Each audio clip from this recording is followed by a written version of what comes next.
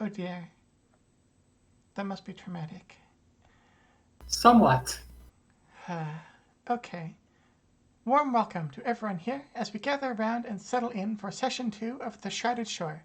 I'm Ameline, Dragon Mom and Dungeon Master for today's session, and with me are Cross as, Esticia. Draken as, Maker. Verdison as, Grom Grim. and Yulia as. Bayleaf Driver. Unfortunately, Sammy will not be joining us going forward due to some scheduling conflicts, but she remains in our hearts and she might be dropping by in chat some of the time to watch. With that bit of bookkeeping out of the way, there is value in dead and discarded things, as any fleshcrafter will tell you, and the Imperial shipwreck is yet relatively fresh. You spend a good chunk of the afternoon digging through driftwood and shattered crates, but you walk away with a tidy bounty of metal ingots, sturdy sailcloth, and even a few strong core wood timbers Crom is able to hew away from the frame after Maker identifies them as potentially useful building material. You return with the setting sun to a visibly surprised Saoirse. It's clear she either didn't expect you to encounter serious trouble, or more likely didn't expect an outsider to actually risk their neck fighting when they could have just come back and said they found some tracks but no sign of the actual thrall. She thanks you profusely for both the service to the town and the raw material you brought back, separating out a portion of the metal for long overdue maintenance on Galleon's farming equipment. While she can't offer much in the way of gold, she promises support to whatever extent she can give it, and tells you can keep the weapons for whatever little they may be worth.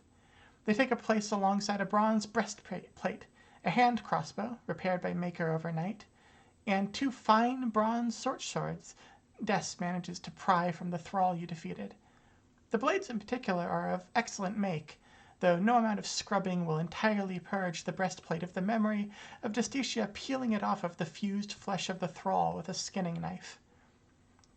Soot, meanwhile, was ushered to the apothecary for treatment and overnight observation, leading to now, the morning, where a tired-looking and deeply concerned Saoirse has made her way to your temporary home, knocking on the door and carrying a tray of food. What are you doing now as we come in and we're setting up in the morning? What are your morning activities? Bayleaf is probably like prodding at the places she was stabbed. Ow. Ah. Does it still hurt?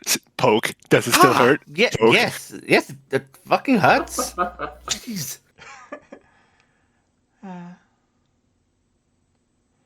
Maker would be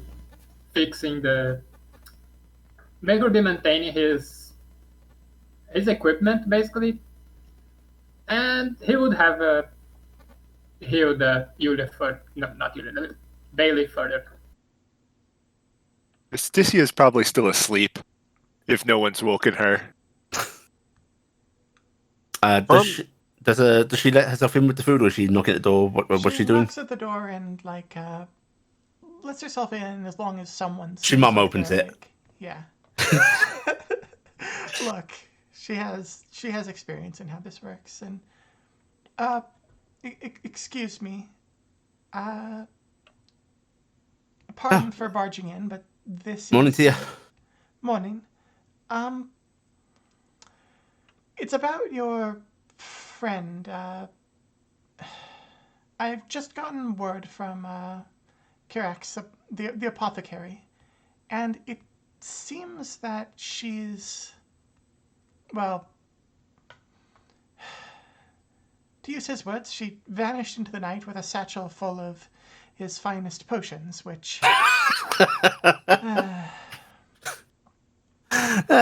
Figures. I expect there's some hyperbole there. We have no intention of going to the god about it. As far as I'm concerned, she earned those with what she put on the line for us, but I thought that as her companions, you ought to know. We only knew her for a few hours, and I think the most we can say is that we should be happy that she went off with those potions, as it probably means she did not walk into the sea. which, yes, she threatened to do at least twice, I believe. As far as I'm concerned, she's probably doing the brighter decision. That thing nearly killed us. I see. Well, in that case,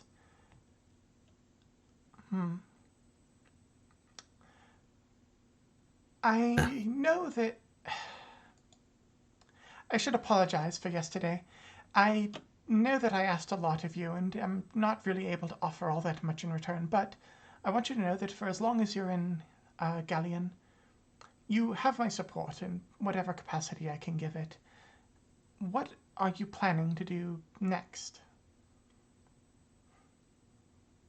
I'm If uh, you... Crom gets up and makes his way to the door. I'm going to borrow your forge for a little bit. I think I can reforge some of these materials into something that will be good for us down the line. Understood. I will be... Uh, Apologies, continue. well, I was going to say for myself, I'm probably just going to keep doing what I was doing before. Working over the imps as much as I can. Well, I... You know, if you stay in contact, I might have...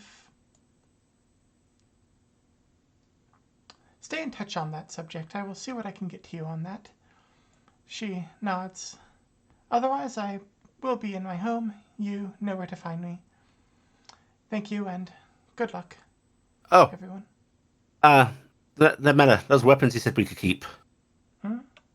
I can't keep your crossbow in good conscience. Thank you. That thing's valuable and too heavy to carry around town. I won't lie. It will be good to know it's hidden away in case it's ever needed. Thank you. She takes the crossbow and just sort of like discreetly hides it in her skirts in a way that you're not really sure how, but it does seem to be concealed quite efficiently. I can't, as a good conscience, to play take something that's worth more than my starting equipment value. You sure? You made quite good use of it. Can't exactly walk around town with that on my back, can I? Now,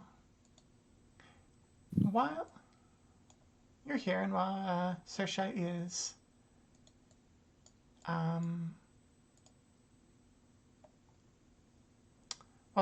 heading back, there is a new journal entry for you.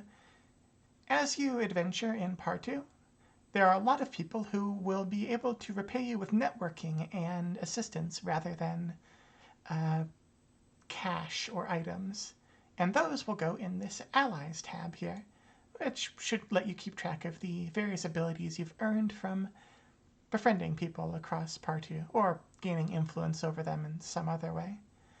For Saoirse, she is able to essentially tell the rest of the town to not gouge you, which is pretty common practice when dealing with obvious outsiders or Imperials, and you are all hanging out with Thestisha, so people would be giving you much higher prices than ordinary. So you get a nice 30% discount when you're buying potions or basic adventuring supplies. And just having access to a cozy hearth and a regular supply of home-cooked meals should give you access to some empowered healing now and then when you need it. We are entering a small period of, this is the first day where you're going to have downtime. Downtime is an activity that you can perform most days when you're like set up cozily in a town, and you can craft, you can go around and gather rumors, you can try to make a bit of extra cash. It won't take away from like you having time to go and do adventure stuff later in the day. Just think of it as this is the stuff you're doing that isn't hiking around the countryside and killing monsters. Oh. Is there actually a page, like an official rules thing on downtime? Because I There was having a is. hard time finding There stuff is. for like It's a tools. nightmare to find. Ah, There is. I will link it. If you go to rules adventures guide, I'll Give her just the get- link. Yeah. It's in Discord. It's in Discord. marvelous, cool. Um, I was more looking for what we can do with certain toolkit abilities. oh, That's crafting. that's crafting, generally Okay. speaking.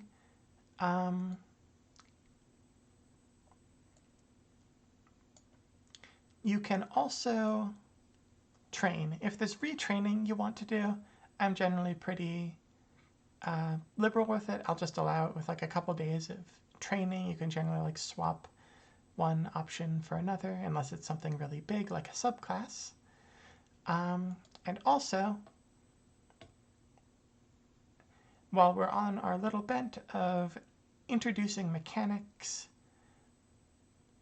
there are feat trainers in this world. What? Oh, Great. What am I supposed to do with that? I don't have any feet. Oh, shut up, yes.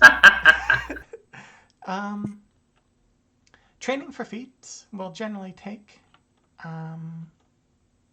about 5 days. You can get one feat this way, plus another for every ability score increase you've taken from leveling up. You do have to find the people that know how to use the feats that you are trying to learn, though. In this case, Saoirse can train you in the Hardy Adventurer feat simply by virtue of you're just helping her babysit for a few days, and nothing builds up stamina like that. Basically, when we hit 4 and get an ASI, we could also go to her. Yes. You have one like of these training feats baseline, and each time you use an ASI to increase your stats, you'll be able to find a trainer, and you'll like your cap of these will raise by 1. So this is like your source of like bonus feats for the campaign, essentially. With all Okay, that that's- in mind, I think I will turn you loose on what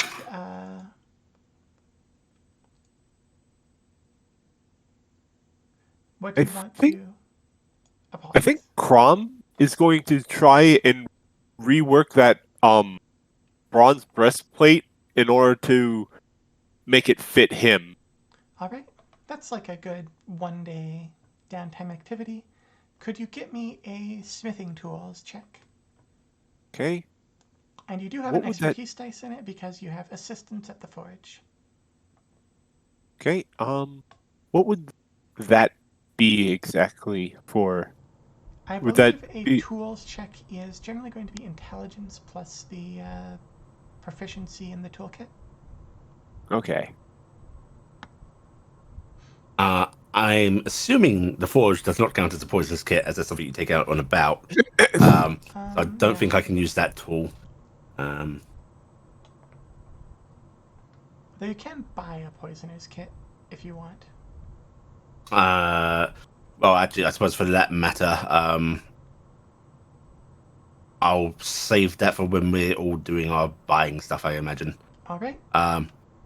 In the meantime, I would like to do a downtime activity of air quote work, which I see illegal work is an option. You succeed at reforging that breastplate, Crom. So you've like reforged that to fit you personally. Excellent. The known stretchy properties of bronze, where you can have a bronze breastplate and reforge it to fit someone who's twice as large without compromising it at all.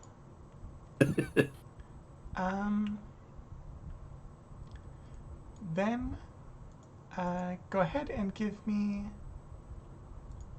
let's see, what check is it for quote work unquote? You would set it based on what kind of illegal work I'd like to do, which she'd like to go and pickpocket anyone around the sort of Imperial area. All right, That is going to be a sleight of hand check. Okay. Let's see. Do I pick the DC I'm aiming for, or do You pick the DC you're aiming for. You basically are choosing, like, do you want to go after, like, We're guards, feeling. or do you want to go after, like, the taxman who's wandering around wearing nice stuff? That sounds terrifying. Let's do that. So you want to go after, like, a hard DC? Actually, I think it's probably best if we sit to average right now. Set to average. All right. Yeah. Let's give this a shot. I will guidance myself, as you do. As you do. Holy crap, I should have gone for the goddamn taxman. Very nice roll. So you succeed there, and you roll for how much gold? You get 3d6 gold.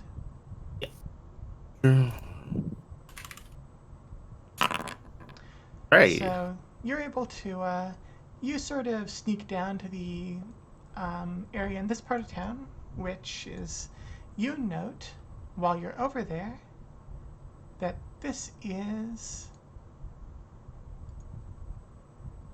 one moment, this appears to be the town's thrall workshop, where they're doing maintenance and upkeep and all the essential stuff on, like, the town's, like, thrall garrison.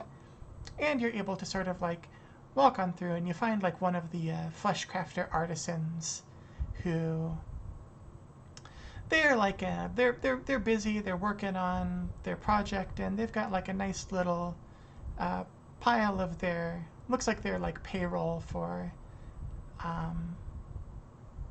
the day, or maybe the few days. They got a purse of money sitting on the table, and you know what? Anyone who's just sitting a purse of money on a table in an Imperial facility, they can get another one. You help yourself. It's got a nice tidy little heap of Imperial Galders in it. Someone needs this. The little dice roll window isn't showing up in the stream. It is not. That is a problem. Yep, no, that's a blank space there.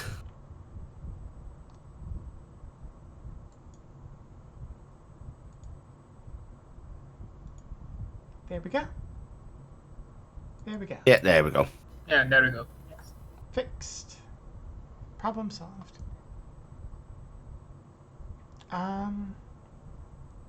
With that, so we've got Crom, we've got Bayleaf.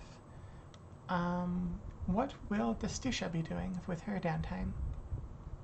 Well, once she finally wakes up and sees that there's like almost nobody left, she gets up to go to the forge and bother Crom for some better legs.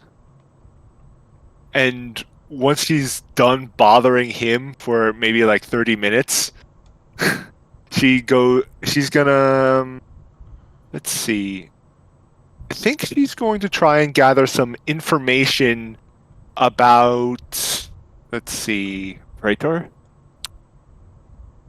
Yeah, let's maybe get some information about the Praetor, like what's his style? What is he?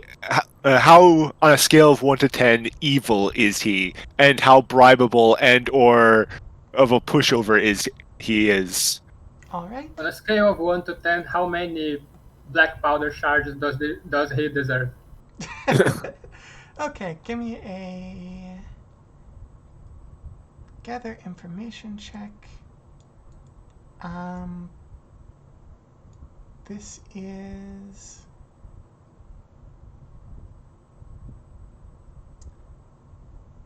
all right. Just double checking the skill used for this one. That is going to be. There doesn't seem to be a specific skill we use here. The investigation, shouldn't it? Yeah, investigation. There we go. Right. Give me an investigation check. That will do it. You get some basic info. The local praetor is Marcos Afene, like pretty much everyone in a position of like real authority here. He is from the Imperial Heartland.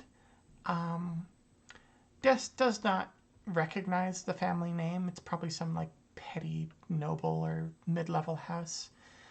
From what you gather, he is widely resented more as like a symbol of imperial occupation than because he is particularly vicious in his own right.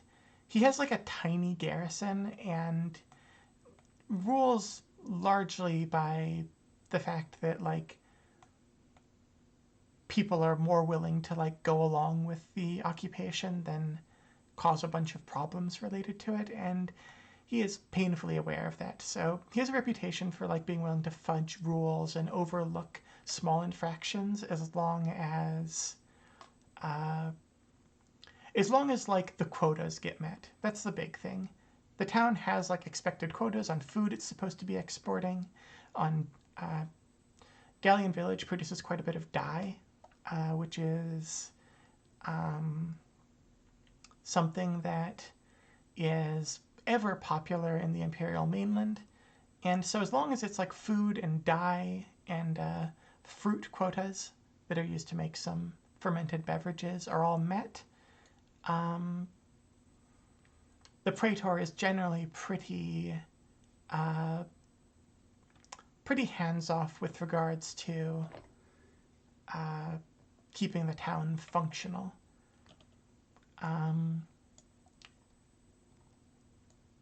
People are generally happier having him around than if like anyone higher rank is in town. That's when things get unpleasant.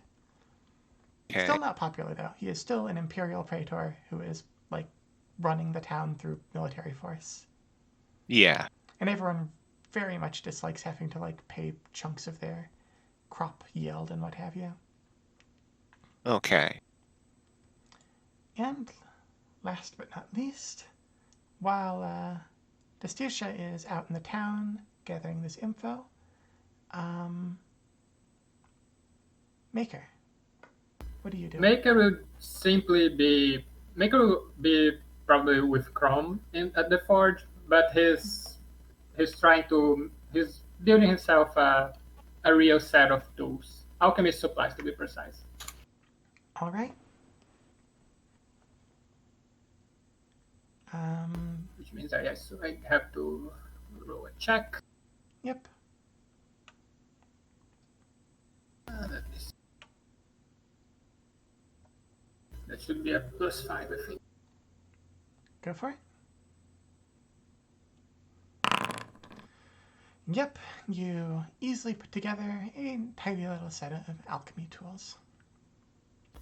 So you've spent your morning going around town, gaining information, gaining a bit of pocket change, and tuning up various pieces of equipment. A construct goes about glass blowing. How does Maker do glass blowing without lungs? Chat demands answers.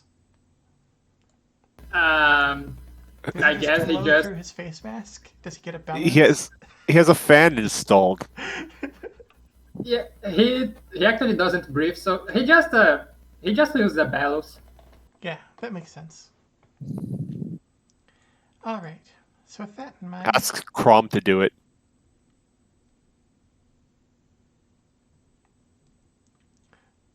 yeah. Step 1, find your local wolf. So with that, those morning activities, what are you thinking of pursuing next? Where are you going? Probably the trade depot. Yes. Time for a shopping trip. I think we should try and see exactly how much we could get for this scrap. You know, either through direct trade or whatever. Definitely. Oh, yeah. We're gonna need some rain jackets if this weather doesn't break. When do you ever see the sun around here? Yeah. Sometimes it's sun and rain is quite pretty. Ugh, that sounds worse. At least it's warm. It could be in the middle of a blizzard. At least it wouldn't be raining. You think that?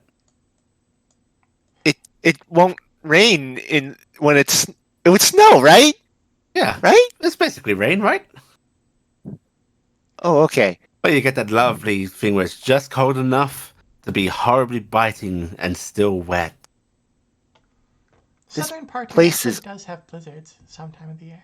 It's not the season for them, though. It's a temperate climate. It's warmer in the north. What a horrible place. To the trade depot. All right.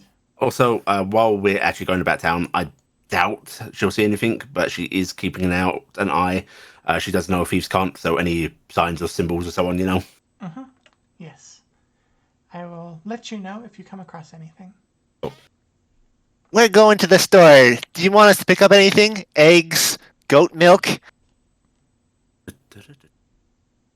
I think Too bad we're gone. one of her table legs just kind of slips in the mud and she falls to the ground. Oh, You, dear. you could carry most of the scrap, big guy. Yep, just hand it over. Okay, I think we'll let Crom carry the lion's share. The scrap can be exchanged for Galders at pretty much a 1-to-1 ratio. You'll get I'd have had you in trade. yeah, like it's more efficient to craft things, but you can just be pointed in the direction of like whatever thing of it you need. Here's someone who's willing to trade for it. So Let's see. Ba-ba-ba-ba. Did Soot abscond with her part of the scrap, or was that left behind? Soot left the scrap behind. Okay. She left with a bunch of potions, which are more valuable and portable. So essentially 150 split 4 ways. Yep.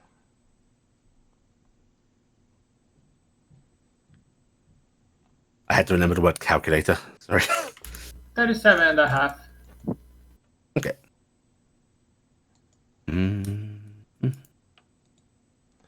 With that in mind, Also, wasn't Bailiff going to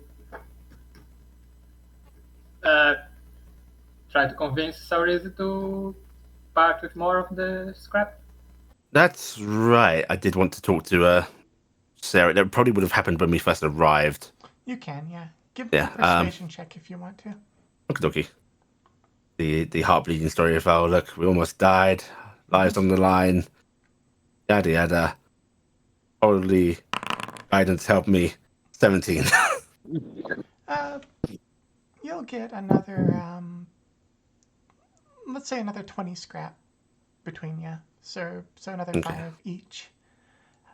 Okay. She really needs the remainder, though, to, like, the town's tools are not doing so hot at the moment.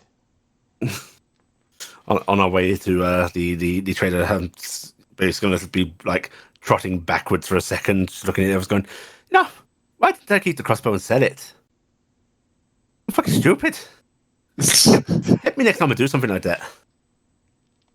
I was going to say that you made pretty good use of it. It's a shame that you got rid of it. Oh, it's heavy. That's why it's called a heavy crossbow. They should make it a lighter one, you know, call it a light crossbow. They do. That's the things that you can get these days. Next be telling me you can get a crossbow that just fits in your hand. Wait for it. You'll be shocked. You'll smile and, yeah, carry on. Okay. Mm. So I think we all essentially prepared little shopping lists ahead of time. So what are you all buying? Justicia put together a list of travel gear since they're probably going across traveling from here eventually. So she was getting stuff like backpack, bedroll, tent. Though as she's going through her list, she's coming more and more to the realization that she's not going to really be able to carry any of it. much of it because she is but a mage, a scholar, and she has the body of one. Well, Partly the body parts of of one. the body of one. Mostly a scholar. Look, you don't Yeah. know where the extra arms came from. They might have been Let's- scholars too. Well, Um, that's true. We're more talking about the legs. is it okay if we? Because I'm sure they don't have literally everything here, right? They don't have what? Did not catch that. Literally everything we might want. So, Nope. would it be possible to get calligrapher supplies here? Yes, they do. Okay. In fact, they Uh, are. That is like a thing. There's quite a bit of in this town. They do make dyes, so Playing cards. yes, those are just a common recreational thing. Trickier one. Thieves' tools. Oh Thanks yeah, to we have a knowing- great selection of thieves' tools right here. They're a steal. Thanks to knowing, like thieves can't, you are able to identify a merchant who has a box out, kind of buried, Of echo hairpins. of quote unquote, like it is. They have it labeled as like a cutlery, and God. like with thieves can't be able to like inform them. Yeah, I know what that is. I know what you've marked this as. You will not be getting the 30% discount on this one though. I can't imagine so. This is not someone who they're like, nope, I'm not. I don't really care what you're doing for the town. If you're buying this, you're paying for it. Was it said? Were we making armor, or was that? I can't remember what's going on. Over time, I believe Crom Maker can be making some armor. Yeah. Depends on the materials and how permissive you are with the crafting. A game maker is not actually a smith. That's just Chrome. He is like everything else, basically. Except a leather worker. He's not good at making armor. Technically, Desticia is has leatherworking experience, but that was more for working on thralls than actually making armor. So I don't know if she can actually make leather armor. Might be better not than proficient The with the weight. experience carries over. Most people who train in flesh crafting start with like making suits of leather armor because you're making like torso Suits of things out of skin. leather. Yes, it's good practice. Okay. In that case, I will probably keep some coin aside or pick up some leather armor from you later on. Dueling dagger. All right. Yep. And throwing daggers. Also, yes. Okay, in that case, I will figure out what I can exactly afford here. Okay. Okay, so I think the thing I already listed most of the things. I can get parchment right here and stuff. Yes, you can. So I'm getting a few sheafs of that and a map case to put it in because it's raining all the time. Some charcoal to write on it with. Yep. A tent, water skin, all the good stuff. And she's not bothering to buy like food supplies. So we'll get that when we actually move out of the town. But she's just gonna store this stuff in their home base house and prepare to move it with it when we get out of here. Makes sense. Stocking up. And so then grab some leather working tools if I can, because we're going to be needing that. Yep. Apparently. Sounds like a good idea. And that is pretty much. I think that's most of my cut. Yes, I don't think I can actually afford a jeweler's kit for later, but I can do that. I can grab that another time. Yeah, one reason I decided to craft the alchemy supplies is that it's only 6 silver gold to craft it, 6.5 rather than the 50 it would cost to buy it. So yeah. Okay, I can get that from you later then. All right. Speaking of which, Maker, what are you buying? I'm not sure. I was just assuming we were going to make him a chain shirt in the. I don't think I have anything to purchase really. No need Makes for sense. supplies. No particular need for any materials yet. These people are clearly not in a revolutionary mood, so they don't need explosives just yet. But we must prepare. uh, Sometimes explosives can make the difference between being in a revolutionary mood or not. And Well, Crom, something for the next crafting session. What are you getting? Um, I think he's going to look at would they sell like a large hammer or a maul, the other big hammer, You can like a get a.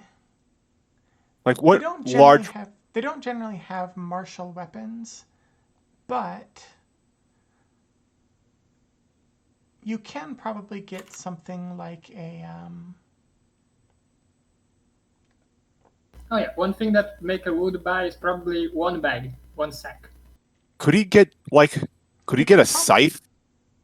This is like a farming town, Yeah, right? I would say he can get a scythe. That is something that you can purchase as a piece of farming equipment. It is a Oh, yep. Just indeed gonna it is a take this and weapon. go farming. That's for sure. Yep, farming. I love farming. Love it. Love farming. It's a good Just time. gonna reap. Uh, You modify the weight for it later to make it more combat ready. Hmm. But otherwise, he's going to also get like a tent, a Yeah. sleeping bag. oh, are we allowed to Um, haggle on top of the discount for what's her face? Um, you're getting basically the results, the best results you would have gotten from haggling to begin Okay. with. Like they're already like giving you a good price. Like you don't have to like haggle over it basically. In most places, you will be able to haggle them. She tries still, but it goes nowhere. Like you get a Would lot of like kid listen. would Crom have to buy a two-person tent for himself? I'm going to say yes, he would, because he is a large man. He is very wide.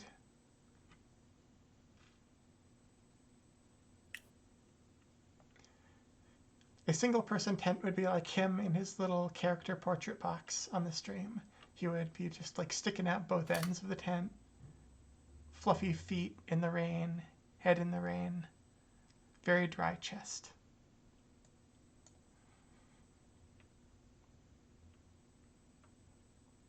Oh yeah, I guess one tent would also be something Maker would need because he does need his darkness. You won't have to craft my armor. I will be able to pick it up. Okay. Okay. So, have you all gone shopping? Yep, Yeah. just taking it stuffed into the house.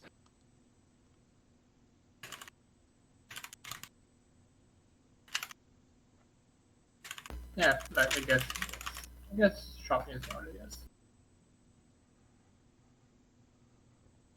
Traded for some leathers to actually make that armor for later.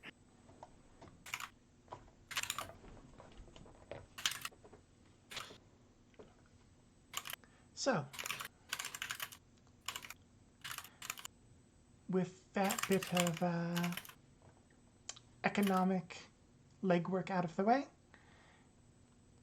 what would you guys say you are pursuing as your next? Uh-huh. Interesting. Let's see, what's going on. Yep. What would you say you guys are pursuing as your next activity in the town? Will you be looking for work? Will you be heading to a neighboring town and traveling? Will you be This- asking around for jobs. Time for a huddle. So, now that we've gotten ourselves a nice cozy spot, where do you think we should head next? Could we get a map of the Yes, we can. And part? while I switch it to the map, I need to ask a very important question. In the grand tradition of JRPGs, who is going to stand at the front of the party and be our overworld icon? Crom. Chrome. He's got to carry us. I can't see. I It's am too switching dark. over.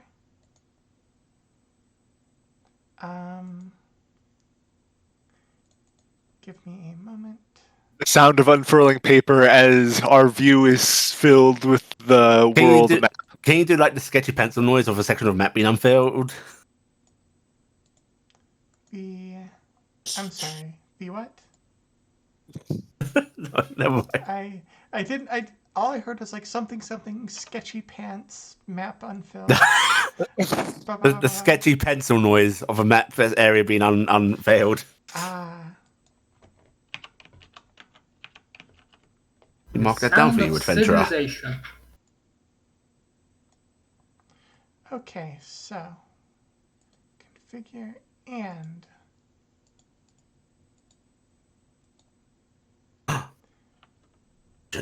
part 2. The continent.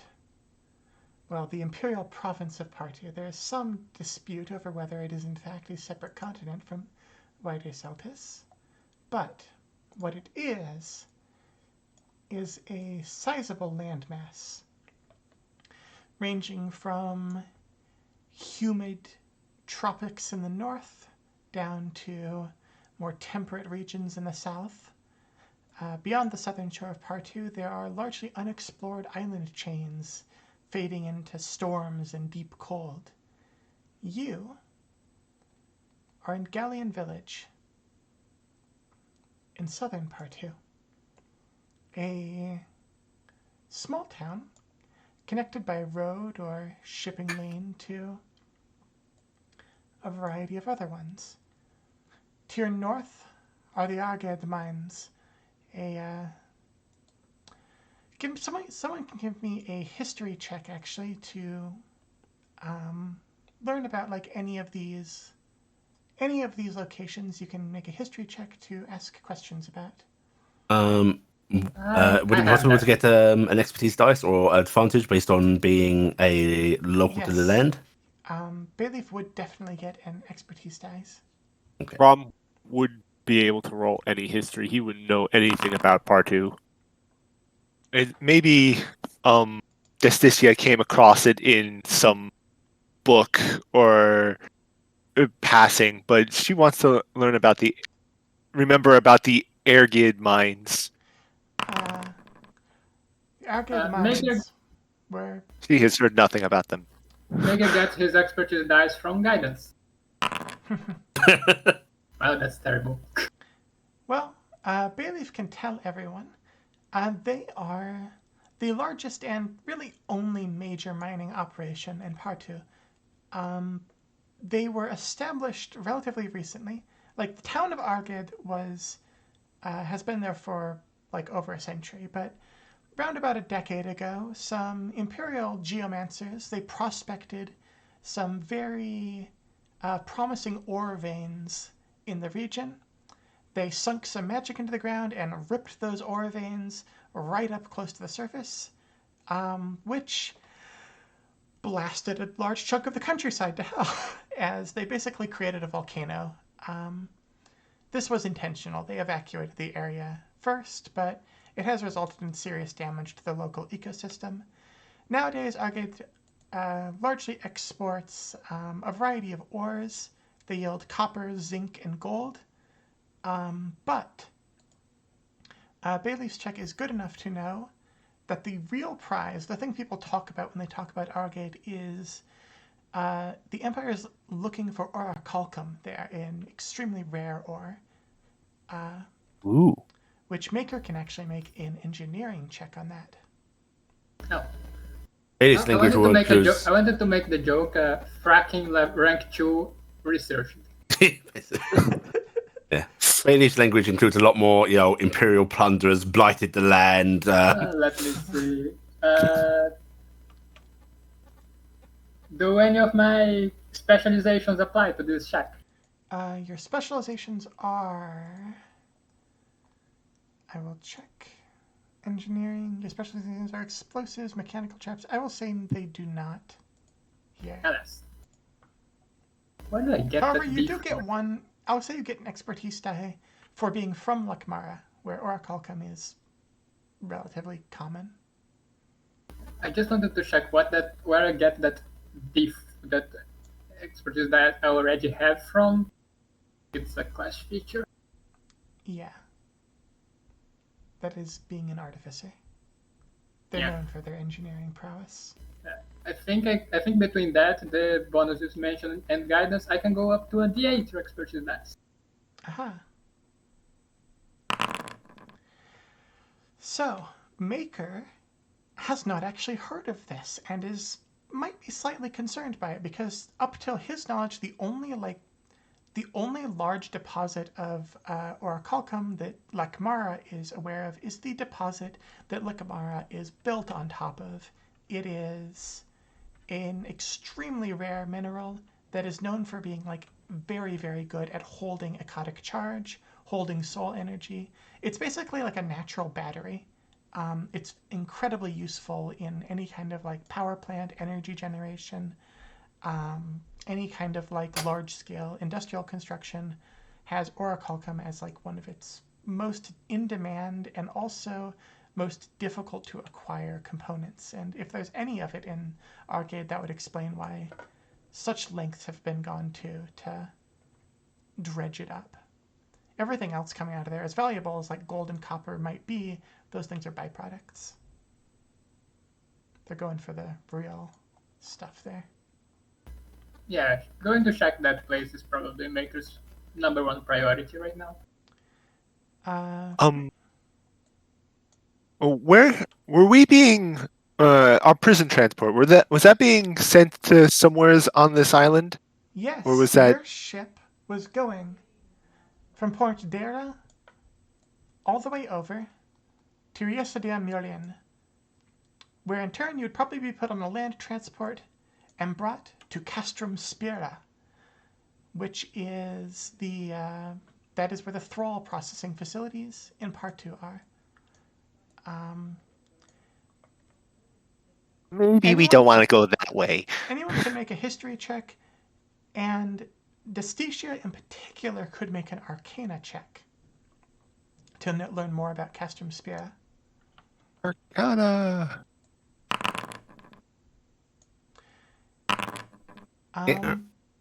All Bayleaf knows is that it's one of the two big Imperial fortresses, and it's where thralls come from. That's pretty much common knowledge.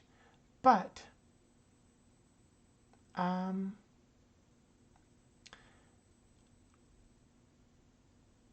Destitia has actually heard of Castrum Spira. More often, she has heard of a particular facility within Castrum Spira, widely called the Eyrie, which is it's a research facility, which is one of the cutting edge, leading research institutions in fleshcraft in all of the Empire.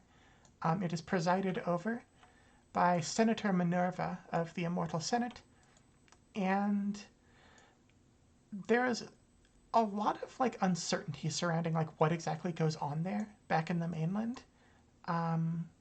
They publish a lot of papers. They publish a lot of new schematics for thralls and what have you. They moved from the mainland to Partu almost immediately after Partu was occupied, in order to gain access to the abundant source of new thralls, new bodies to be used as thralls rather than trying to rely on the depleting court systems of Erodan as a whole. It's quite prestigious in certain academic circles. In another lifetime, Destitia might have visited there on a scholarship at some point. unlikely to be doing that at this point. Yeah. Well, we don't want to go in that direction just yet. Some think that we should make ourselves known in that area. There one day, if just to find out what they're doing. So would Maybe. I, to sink the entire thing into the ocean. I like Oh. that plan. That's good thinking, but well, I'd be a bit beyond this.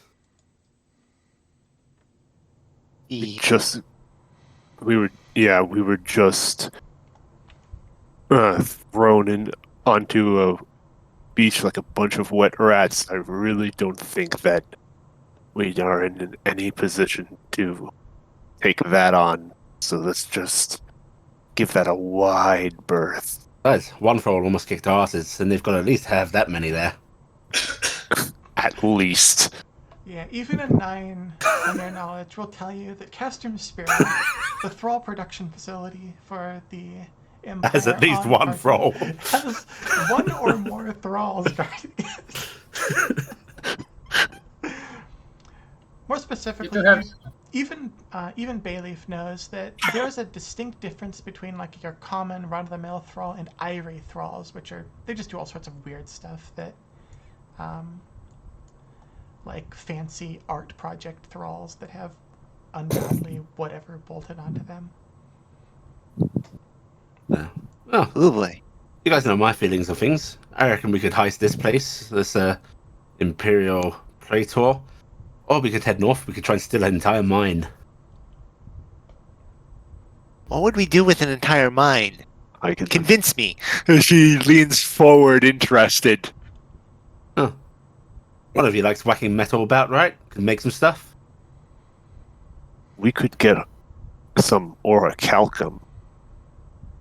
I find the idea that there's any orichalcum there to be mildly preposterous, but I do believe we should go check that place, and if at all necessary, explode it. Now, I don't. Just how far away is the mine? Like on a sort of day travel basis. It would probably take you. The map here is not fully like 1-to-1 literal, Yeah. obviously. I'd say it'd probably take about like 4 or 5 days travel through the woods to get to the mines. The route is generally pretty secure between, like most of the roads are relatively safe. And you said people were cleared out when the volcano was brought up. Is it like mainly just a manufacturing place now, or do people The move back town in? has been rebuilt in the Imperial style. It is like people were basically told leave, then come back and rebuild the town on top of the new ore deposits. So there's a fully functional town there. It's quite a I bit would bigger than guess that a lot of people probably didn't return after that fact. That's correct. A lot of people Yeah. like just dispersed, but So those that there probably had little other choice and or are okay with or supporting of Imperial. yep. It oversight. actually it's dangerous and difficult work. You are It pays mining well. in the immediate vicinity of a volcano, Yeah. but it pays quite well actually. So there's actually people who have come from wider Partu specifically to Agid in order to take advantage of like the industrial jobs there.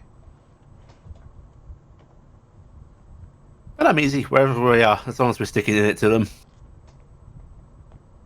I mean, No. just because they come with hope doesn't mean they stay with it.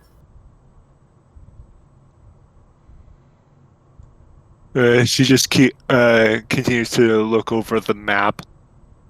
What is this Tomb of Nessus? Crom says, pointing at the map. I make a holy sign. Yeah. What do you mean? What is the Tomb of Nessus? Never heard of it. She there's that vaguely incredulous look on Bailey's face. If the maker is going to ask if Kron has spent the past decade buried inside, under a mountain or something. Basically, as soon as the war against Eredin ended, my entire clan withdrew themselves. We've been cut off for what? Years, decades at this point.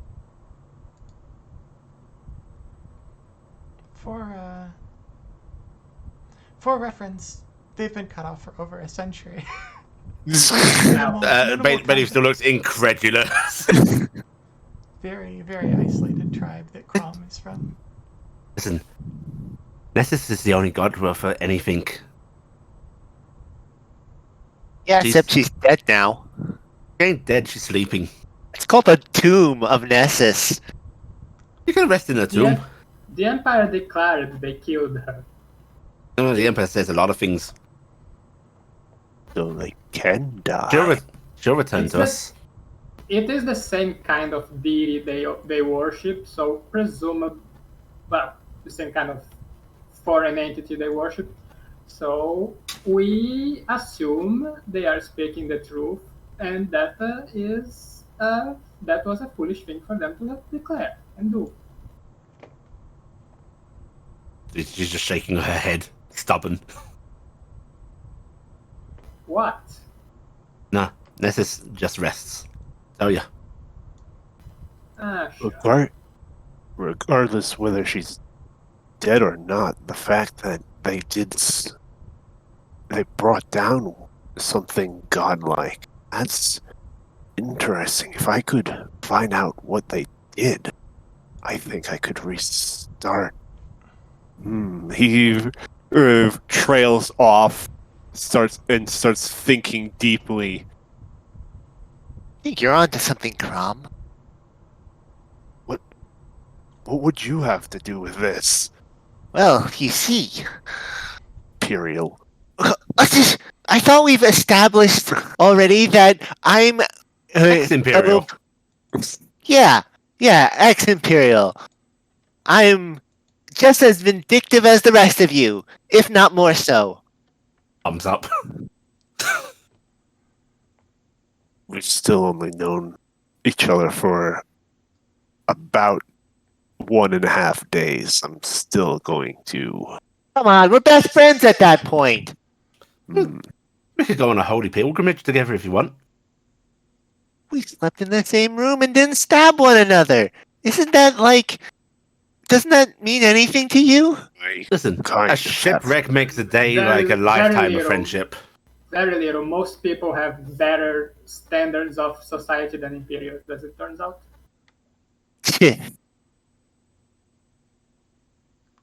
So, I don't know about pilgrimage, but investigate. some sort of religious trip could work. We could, I must ask. Did the Empire simply abandon the tomb after the fact? The tomb has always been in an extremely wild, overgrown part of Partu. Even when Nessus was alive, most of her worshippers stayed pretty well clear of the tomb itself, except on pilgrimages. Priests would be there in rotation. Generally speaking, the people of Partu kept a bit of distance between themselves and the holy being that more trouble than it's worth. Yeah, to put it, there was never a large population in the tomb, and when Nessus was slain, it was largely abandoned. It's probably heavily overgrown by now. Imperials went, right, let's clear that out. Spent 3 days trying to get through foliage of impossibility. You went, fuck that noise. Yeah, it's basically no amount of machetes and fire is going to let you do anything productive with that piece of land. And so and there's no good roads to or from it, again, due to the density of the jungle. Nessus was the goddess of life, and life flourishes in that area. Life finds a way. In the day, it wasn't common, but was there a point that pilgrims would set off from Like for foil or by fee or such? Or would yeah, a mountain Thorthwell. passage be easier? Yeah, Thorthwell is the traditional like pilgrimage launch point, if you will. How about this? We head up to the mines, yeah? Do a little heisty-weisty, as you say. Then we could flee across the land, across the river over to Naslin, and follow the path up, eventually making our way to Foil. I can see that working. You know this Uh, land it's better than I certainly a do. plan. I don't know shit, I just got reading this. See, the reason why I'm interested in the tomb is because it's apparently the resting place of a possibly still alive god, according to. Oh, most definitely. Unlikely. So, as a researcher of a magnificent repute from the capital, one of the main ones, top of my class, Self-proclaimed. I didn't really get that many chances to come up across a being of divinity to properly study it. No So, if there's even so much as a dead body there, it would be a wonderful chance to see what is up with these divine creatures that we call the gods. You. Or we could just head directly there. We could go through the forest, head up and up, says the city girl with no concept of how difficult that is.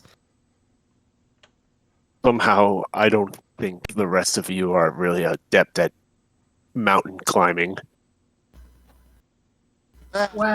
Well. No.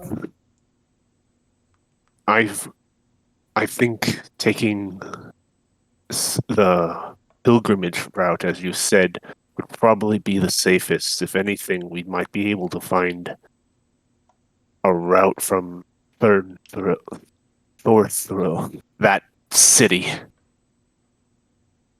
to the tomb. That may be our best shot. I'd rather do that instead of running headlong into a jungle right from a mountain range. Maybe we can even find out an easier path from there. Yeah, that sounds like a plan to me. I mean, that's if we want to hit the Reasonable. mines. Otherwise, we could try and catch a boat from here back to Port Dyra, although we might be recognised. It's I very have no unlikely interest in you that. would be recognized. You don't remember being in Point Dyra very much. You are largely like shuttled from one Shipped in city a to cart. another. Yeah.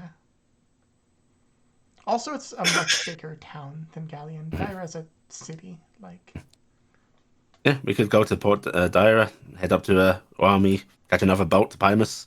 Might be a shorter journey than hitting up the mines and going to Naslin. I reckon we could get a cart, maybe a donkey. Yeah, well, if we go, it's possible that the mines, since they're looking for those rare minerals, could be a little stuffier than going through the port towns. A higher we might not be well enough equipped to mess Imperial around mine. up in there. Hitting a larger city would probably help in getting some more resources. As you know, we only have barely the clothes on our backs. Guess it depends when the next boat's coming through. That's something we can ask Sorcia. Okay, I think that's a good plan. We'll check what the boating routes are to Point Dyra, to the Port Dyra, and if something's going rather soon, we can try going up around that way. I still much prefer going to Ergad. Well, it's not like. Do we know they have any fancy materials up there? They were looking for them. Even if they don't have anything particularly special, they will have a good amount of metal, which we could certainly use. We could probably get metal from a major port as well. Yes, but Plus- it's always cheaper from the source. I mean, one thing I do like the idea of is if we, go across the land, is we can get ourselves a cart and, as we're ready to leave, we pay a visit to the Praetor's building. I still like the port idea. Head to Port Dyra. Get Well, why don't we base it on supplies. how long it takes for the boat to get here? You can ask that question, and there will be. It's about like. There's really like one ferry that like reliably moves back and forth between Galleon and Port Dyra. Like a couple of them some of the time, but it's a small village, so when it comes to transport, every like 4 days or so, there's probably going to be a ship leaving. Give it like another like given the storm, give it like another like 3 days, and there should be something to take you over to Dyra. In the meantime, you can do whatever comes to you here. You could recuperate. You could do jobs in the area. But there's pretty regular ships, like ferries, that go between the port and Galleon. Yeah. Actually, it's ahead a bit and goes, can you pronounce her name for me again? I need to write it down phonetically. Vestigia? No, not this. Gorgeous. Our lovely host, Sersha. Saoirse.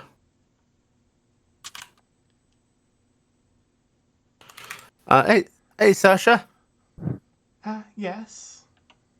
Any idea how long it, on foot wise, it would be to get from Egged Mines to Nasleen? That's traveling through. Isis Land and the river? Is this a big river? Holding up the map. She looks amused by this question. The river's not your concern there.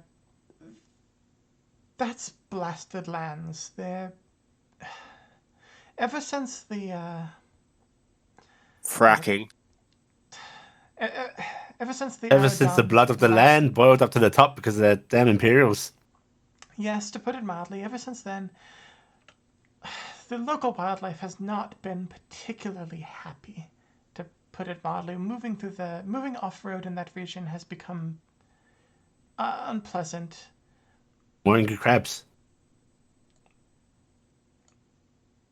Bully crabs are a nuisance. Dear, you said you haven't been outside your city very often? No, first time really. Listen, we are not the only ones to receive the bounty of Nessus. The creatures of our land deserve respect, and that means sometimes staying far away from them if we do not want them to hurt us. They are genuinely dangerous, especially when they're hungry and low on food, which many of them in that area still are. Not to mention there's still active lava flows in the area, from what I've heard.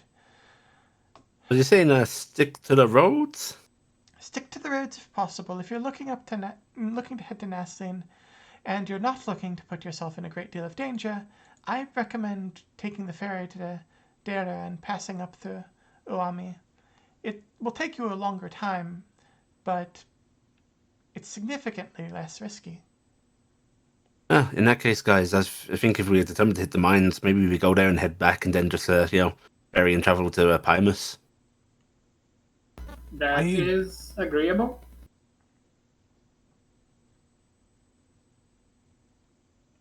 I don't know, because you want to buy cheap materials from there, right? That is a Like we're benefit. buying Yes. stuff. With what money? With what resources? We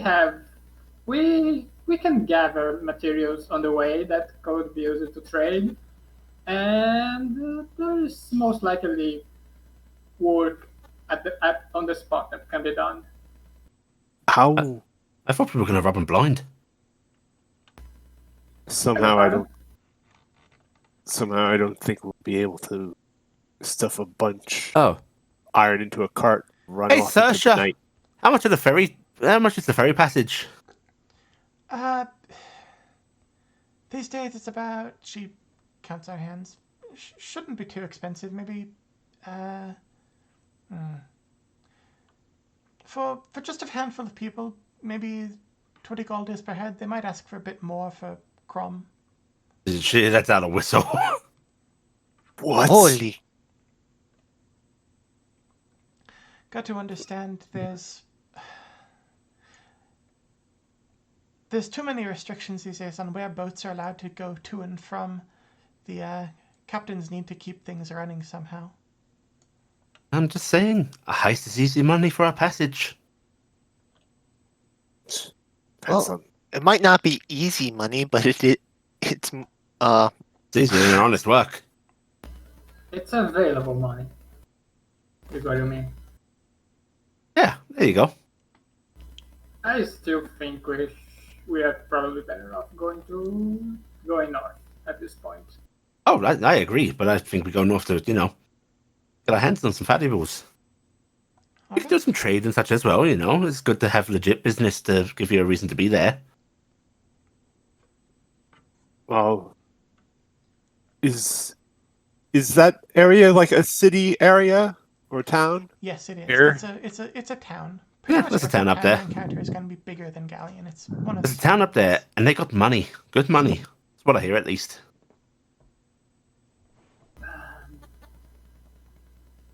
We could take a job from the Praetor for additional resources. I am not entirely opposed to that, I suppose.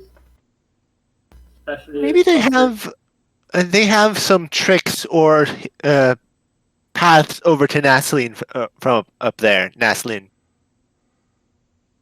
I imagine that there are some people who want to go between those two places.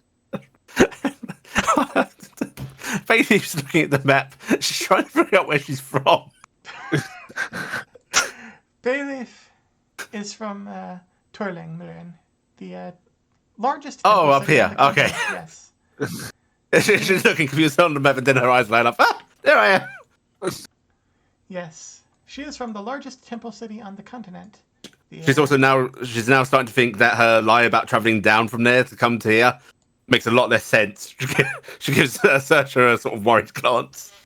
only a tiny bit. You can give an insight check.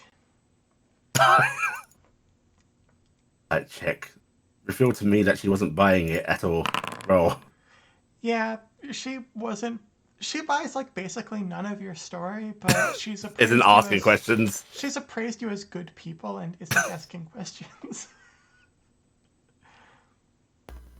Well, that's as much as can be hoped, I suppose.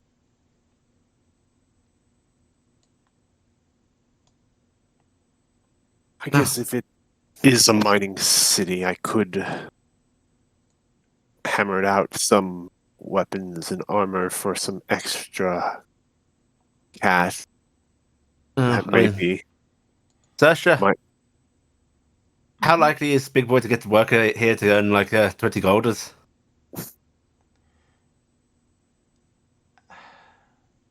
It should be quite easy. There's a reason many people have gone up to the mines. It's one of the better ways to make gold. And staying here? How likely is it to earn it here?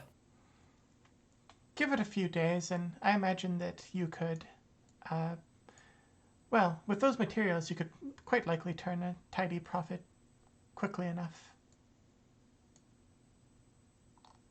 Myself, I don't exactly have that many materials left. Kind of traded them all away.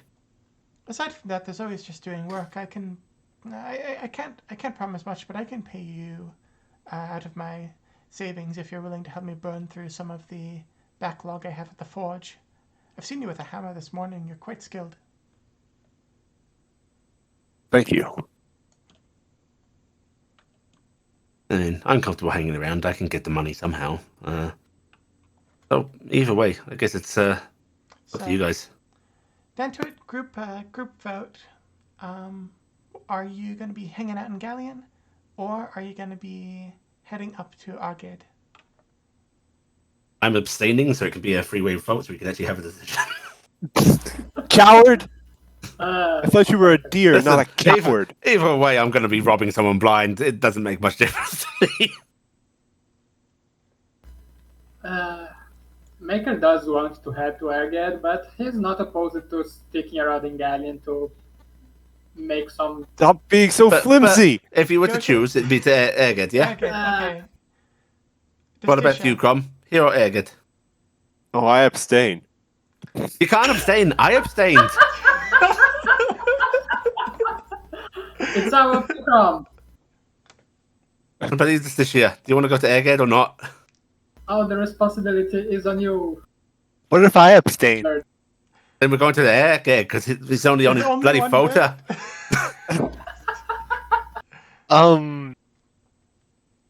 Pretty much. Justicia is. If that's. Let's go to Airgate and see if there's if we can maybe find passes to Nasleen from there. Worst comes to worst, we'll come back around with heavier pockets. Yeah. I like thinking. All right. We got Very to Erged well. then. I swear it's easier to get my children to agree on what to eat for dinner. Now, what are we having tonight anyway? I abstain. Fish. Fish Ah, is what we're having tonight. I don't like fish. Just Saoirse just sort of like thwacks Bayleaf on the head. I eat the bloody fish. Okay, so you're heading up to Agate. Are you or are you not asking the Praetor for work before you go? That's what you Let's- may as well offer. Yes. Might as well get some extra resources first. So All right. I assume we're leaving talking to the Praetor to Bailiff, who is Oh. a local. How? One more question for Sorsha. How long is its travel from here to Air's Head? It was 4 to 5 days. Okay. Yeah, 4 to 5 days. On foot. If we can get a cart with and pulling animal, maybe better. Mm-hmm. Maker is actually not going to go to the Praetor's man. All right. He's going to leave that to the rest of the party. I want to stand out too much. He's a Lakmaran. I'm pretty sure the Empire only thinks of Lakmarans as spies and terrorists. Fair. Yeah. You have been wanting to make bombs since we got here, so. I'm not saying he's not. I'm not saying he's not a spy and a terrorist. Yeah, he's Lakmarans are basically like Maker is going to be identified by most people as a mindless automaton, and anyone who doesn't identify him as a mindless automaton is probably going to try to kill him on sight. Yeah. At least among Which Imperials. Which means I should actually probably go buy a cloak. Always good to have a cloak. The Yes. the old hood trick. So you can Get a have tiara.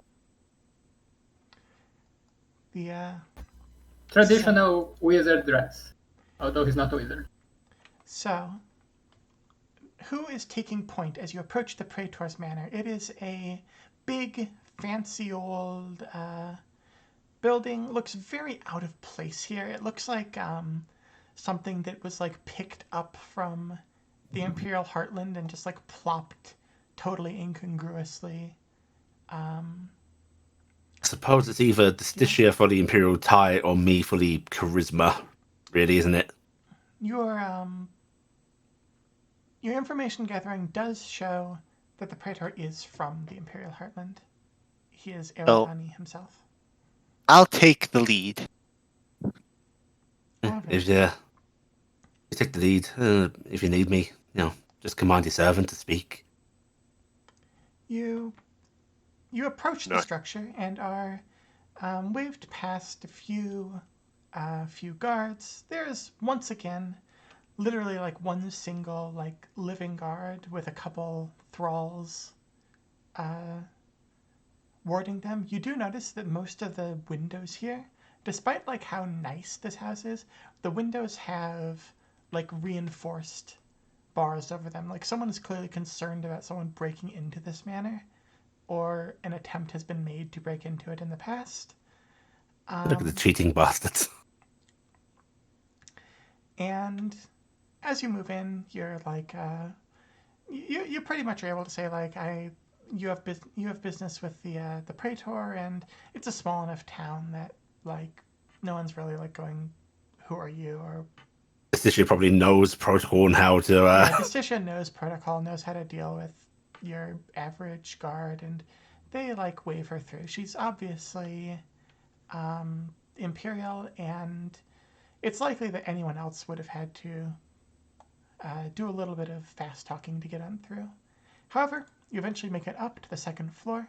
There's a nice, like, big office with a wide window that has not been barred over because apparently whoever put bars over the windows on the first floor does not have high opinions on the ability of people to climb up to the second floor. So you cannot interrupt the praetor's view and breeze. Yes, there's a nice, like, wide window overlooking sort of the town square. Wide wooden desk that is not from any of the many local types of tree. This is a rich, dark, like imperial heartwood desk. It was probably like stupidly expensive to ship out here. And sitting behind it, you've got a he looks middle-aged, on the young side, but going gray prematurely.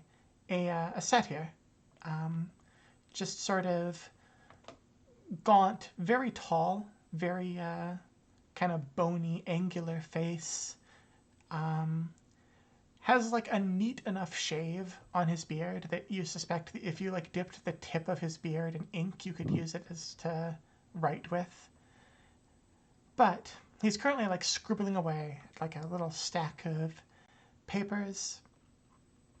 And he is flanked by a single, or he is backed up by like there's exactly one thrall in this room, sort of standing to the back We know that's exactly what we can take. with, it is notably different from the model of most of the thralls you've seen around here. It has a, brass integrated into its armor. It has some like silver trimming on it. And it has like a cloak around its shoulders, sort of like a dark. That's a fancy roll. Yes, it's brass and silver, purple cloak of like the civil administration. It looks very well put together. You can't really see its armaments underneath the cloak. It just sort of stands there impassively. But the praetor looks up as you enter.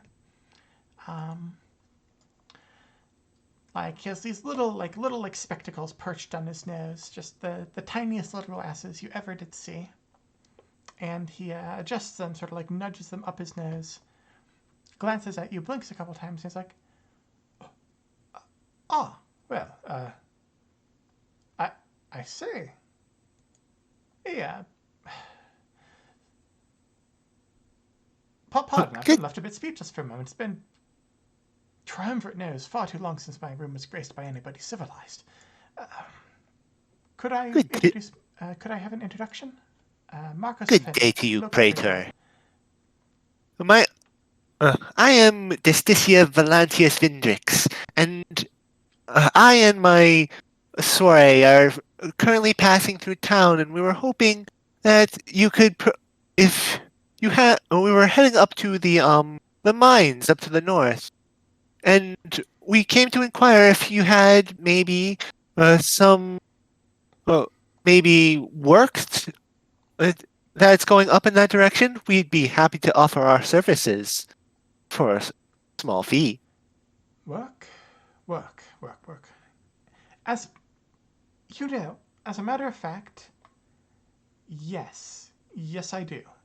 Pardon, one moment. I need to organize this. He shifts and he shuffles through papers, and you see, I send weekly shipments of foodstuffs mostly dried fish, fruit.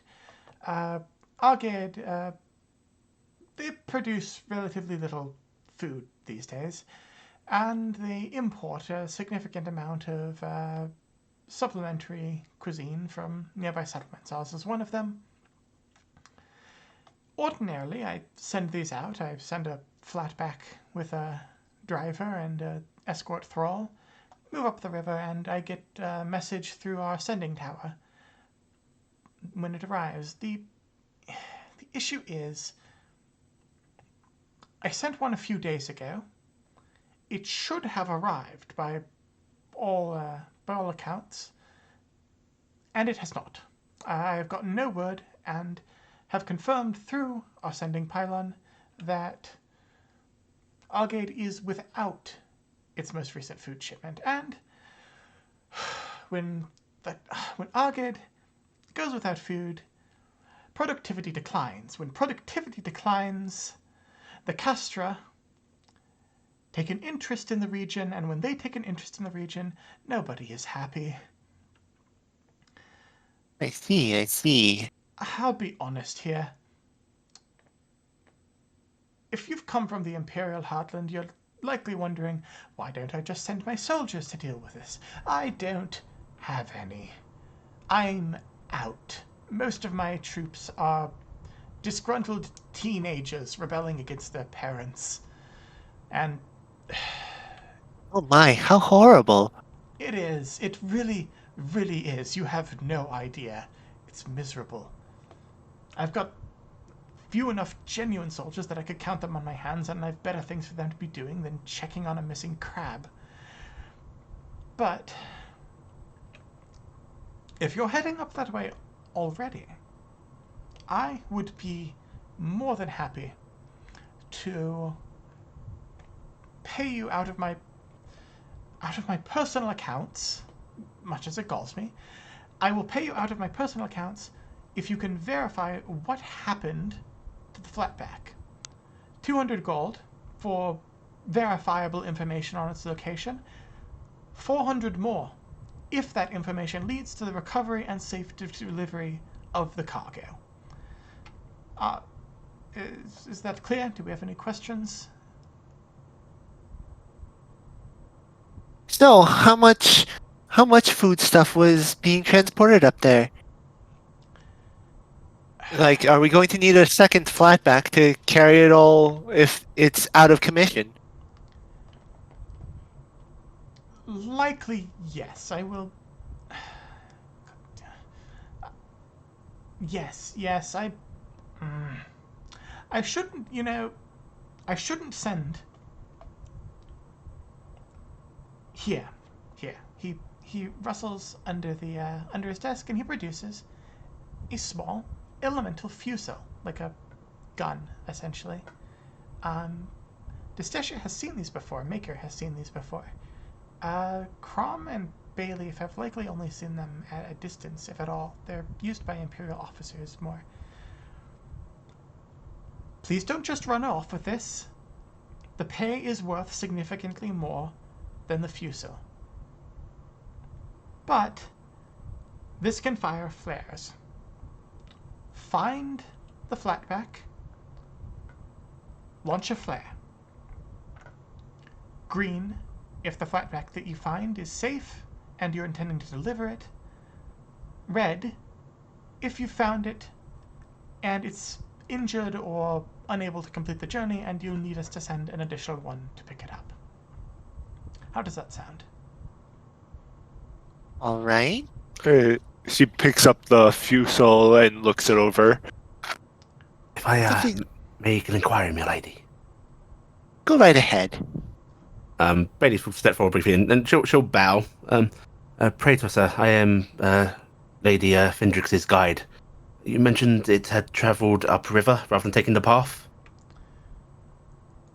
No. It's traveling up the path. I strongly suspect that if it ran into any difficulty, it was likely at the river. However, with that storm, our bridges are continually damaged by those infernal southern squalls. I see. Oh, thank you, sir.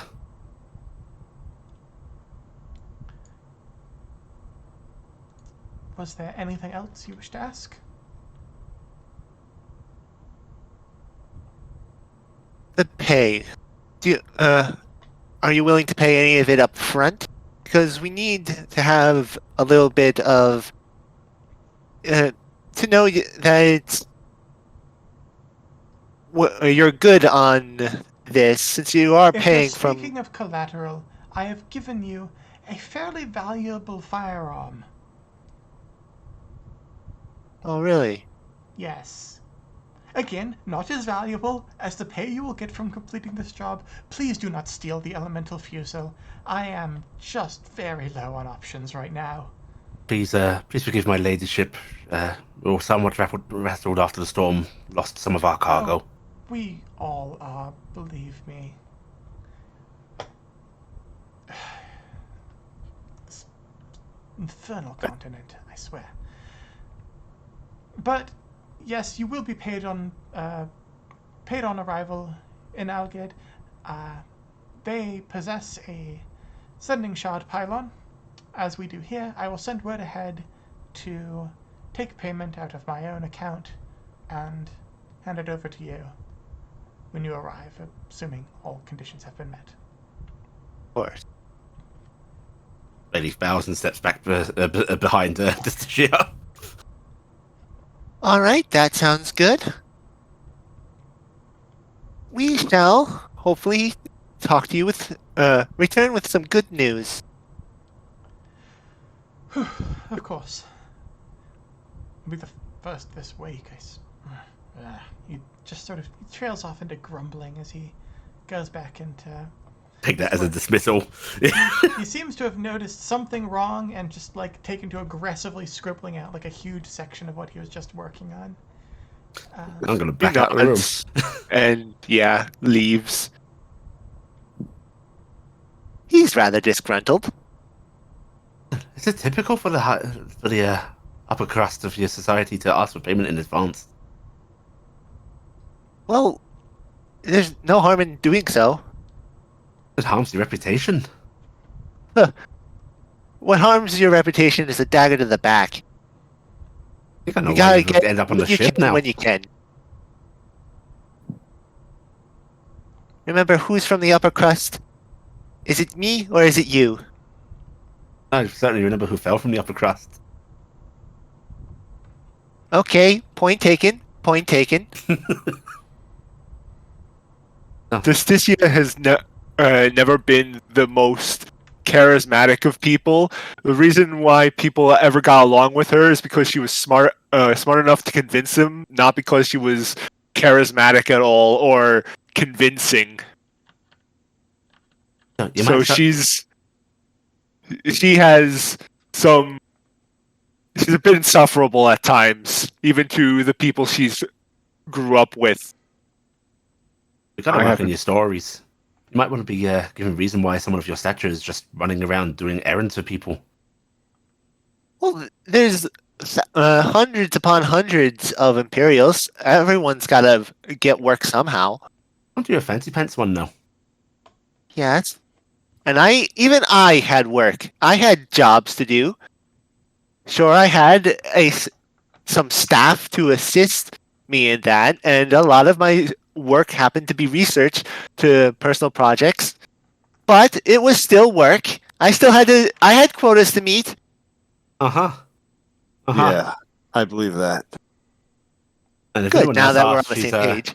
She's going off to Airgate to check out some trade contracts or something, right, Grom?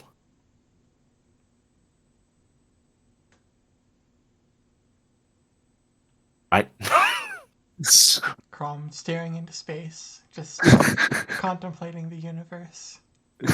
Still Could you say that imagining again? Justicia falling off of the upper crust, wondering. Just imagining her just plummeting through the air, hitting things on the way down. Crust. Did you Uh, repeat what you said? Oh, I had just said, if anybody else asks, she's going up to Airgate to check out trade contract possibilities. From? Mm-hmm. He nods in agreement. all right. Okay, fine. We'll do that. So, are you planning on heading out? It's pretty early afternoon. You could get onto the road.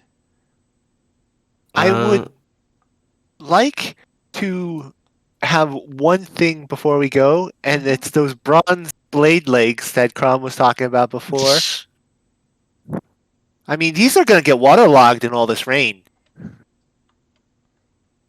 As we're heading out of the manor, how well guarded is it inside? There's more thralls, but maybe across the entire manor, there's like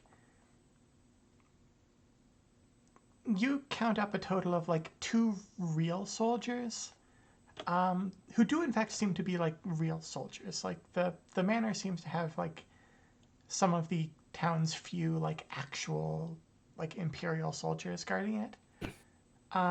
Maybe like 3 or 4 thralls guarding it, and then the fancy one guarding the praetor himself, which is not a model that Justitia recognizes.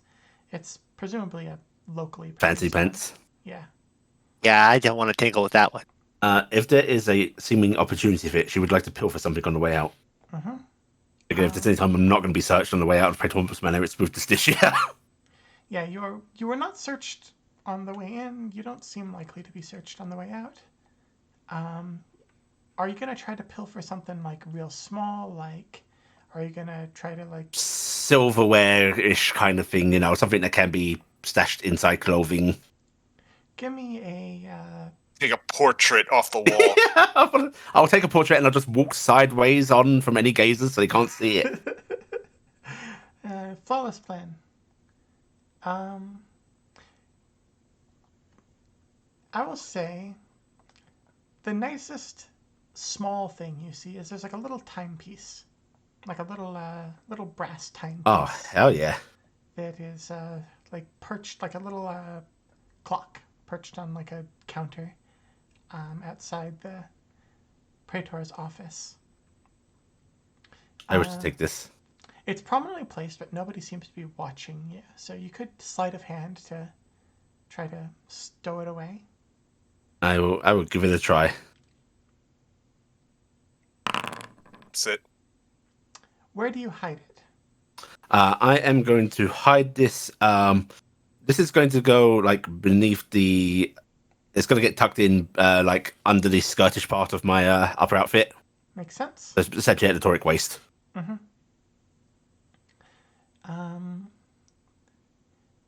You managed to make it out without drawing any attention. Anyone could make a check to appraise that, which would be, let's say, investigation. Yeah, investigation. Appraisal. Oh, I've got appraisal. Okay. Yeah. Once we're outside, then she's going to go. Hey guys, ask me what the time is. What time is it, Bayleaf? She's going to put it out, look at it, and go. I don't know how to read this. Did you just nip that from inside? That just fell into my pockets.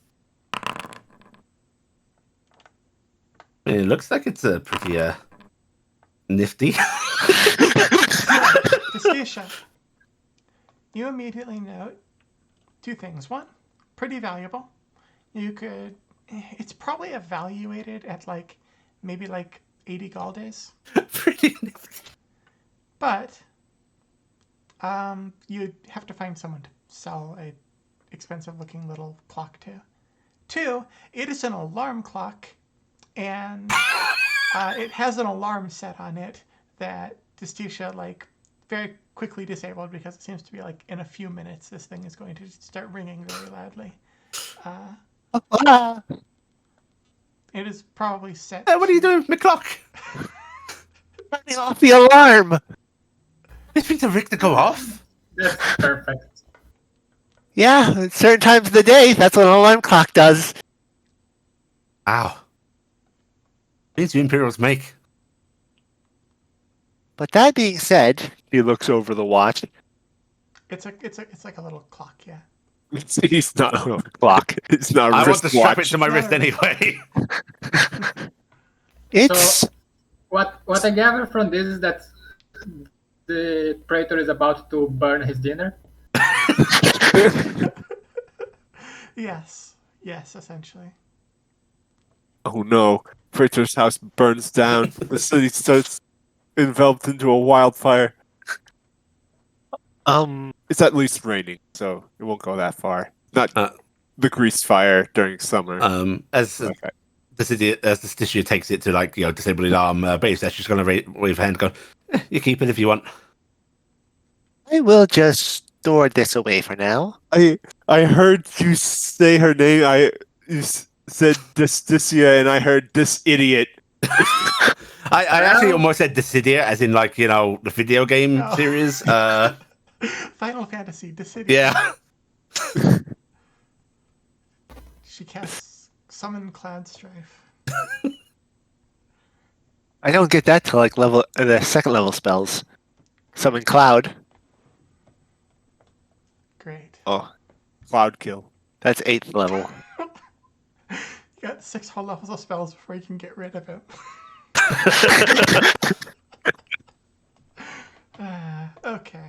Okay. So, alright, is the plan that you're going to head out in the morning after,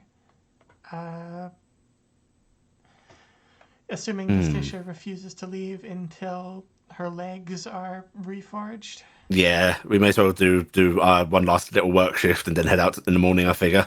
Alright. Yeah. The night passes,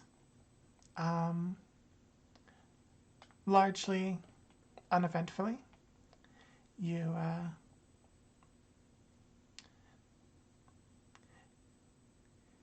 hear like there's some, like late at night it sounds like there's like some like small like altercation in the streets, but it blows over very quickly and neither you nor Saoirse is quite sure what it was. It didn't happen like immediately outside your house. It was just like some noise raised. But come morning, you have the chance to pack up, get ready. What are your downtime activities for the morning? Right? Esticia is going to, while her legs are being worked on, going to fashion that armor, some leather armor that she got the materials for. Got to get my poisonous kit. God damn it, that's why I went shopping. Didn't you intentionally put it off because Maker was going to... No, it was the thieves kit I put off getting. Mecha can produce one of either of those, probably. You can produce a poisonous kit? No, he can just produce one for you. I don't really have anything else to do. Yeah, but I want to do something. You can, Yes. I'll say Maker can finish early enough in the day that Bayleaf can still use the kit to make something. Well, I can't use...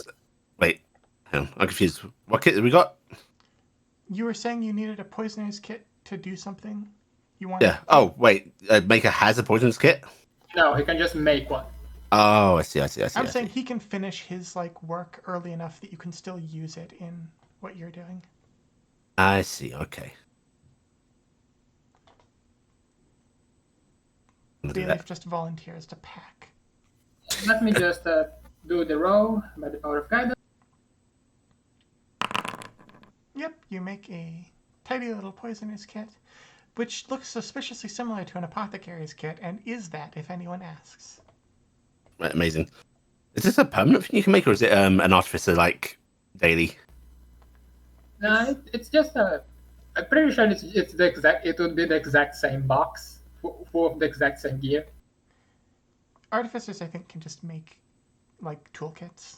So it's a permanent item. Yeah, it's a permanent item. Sort of, yeah. I can't really Sort just. of. Because I know 5e artificers. artificers can do it, but it's like it's a thing that they redo to like do another one. Oh, that they take it apart and make another kit out of it? Yeah, basically it's a class feature rather than like a kit they could sell off or something.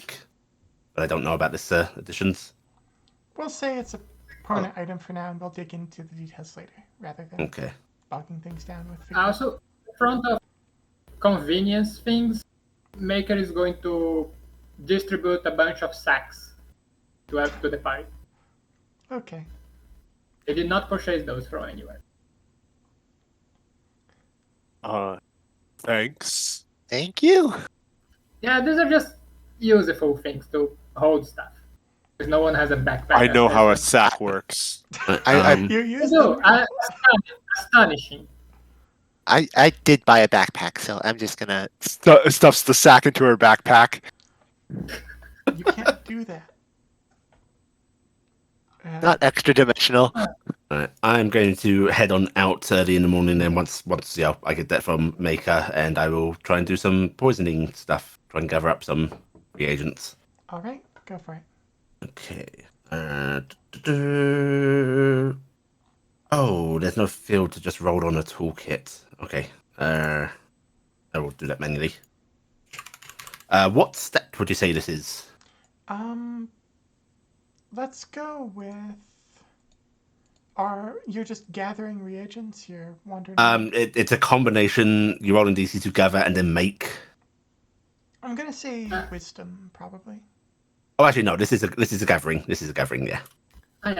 For the record, this is a mechanic thing. Gathering stuff is actually separate from downtime activity. It's actually a journey activity.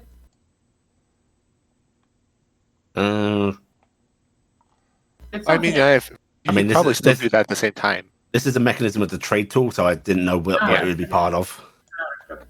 It's just Yeah. Go ahead and make the roll the check, and Okay, so wisdom, you say? yeah, wisdom based. Always fun learning the ins and outs of a new system. Proficiency modifier from the System. kit. At 18. Vestisha, chat wants to remind you to not steal the lovely, lovely fusel. No matter how shiny it is, don't steal it. Okay, I get a 5 Like- worth of basic poison.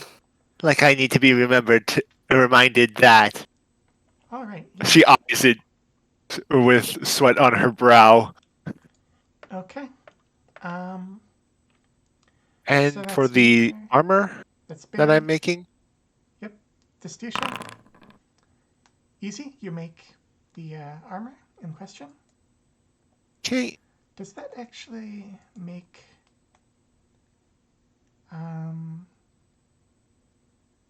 that actually makes a fine outfit.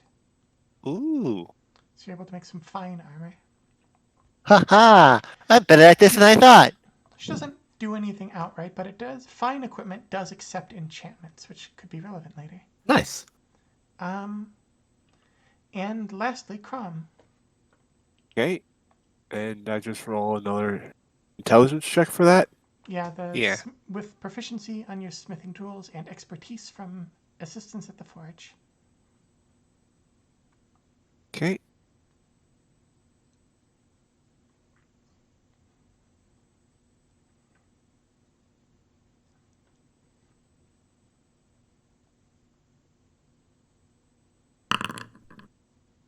Ugh. Would you like to use your inspiration? Yeah. What if? This is an ability check, right? It Yeah. Is. I am going. These are my legs, so I'm going to invert reality. Spend my Wow. 3 uses on that and turn it into a 20. Oh, is that actually a nat one? It is. Yeah. Okay, yeah. Okay, invert reality. That's so dumb. That's a one and one of the 20 and the D4. That's a 1 and a 4. That ability is something. I think So I it's might have to take some measures involving that ability in the future because in any session where you're not in combat, it's ludicrous. I was pretty much waiting till you said something about that. That's a natural 20 for a 26. I feel like it's in the.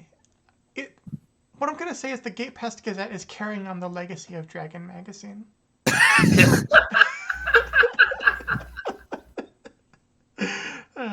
Okay. So yes, that makes a fine pair of legs. Perfect. I knew my brother who rolls one every time for the first time every session. Oh my god, together they're unstoppable. Yeah, Oh. overpowered specifically in the context of having Bird in the party.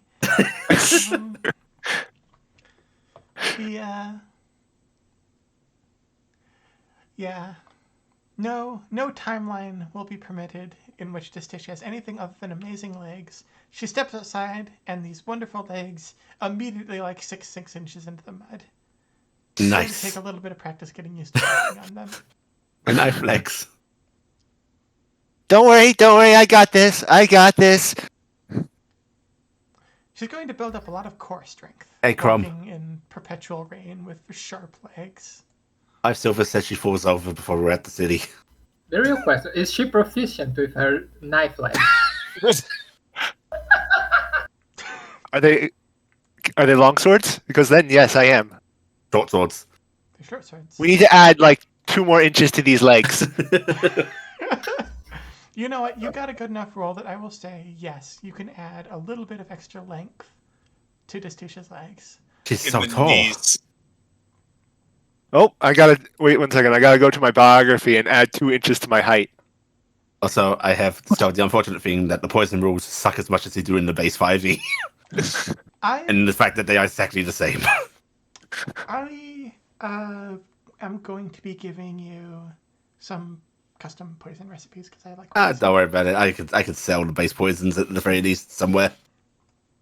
The decent money makers. I'm a big fan of like poison and crafting systems, so like that's something I was planning on doing anyway. Yeah, something you have to coat ahead of time.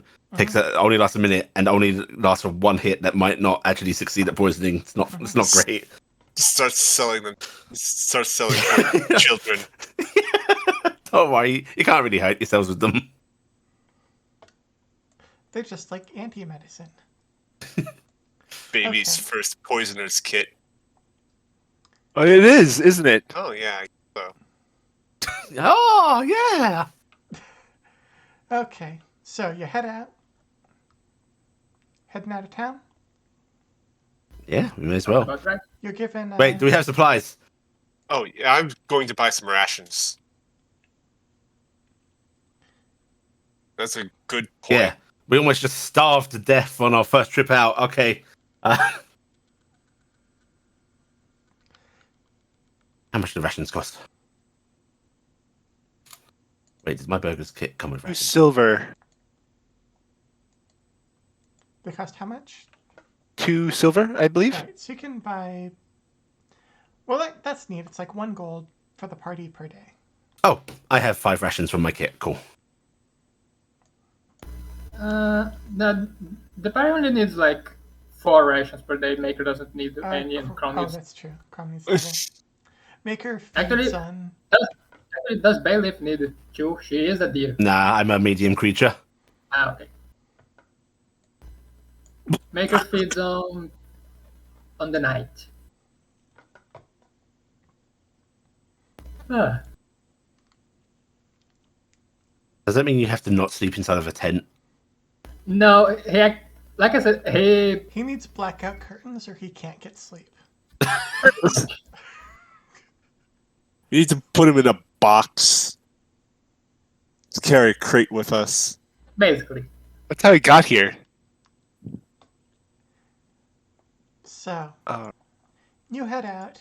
You ward off one of Saoirse's kids trying to get cut on Distish's legs by poking them repeatedly.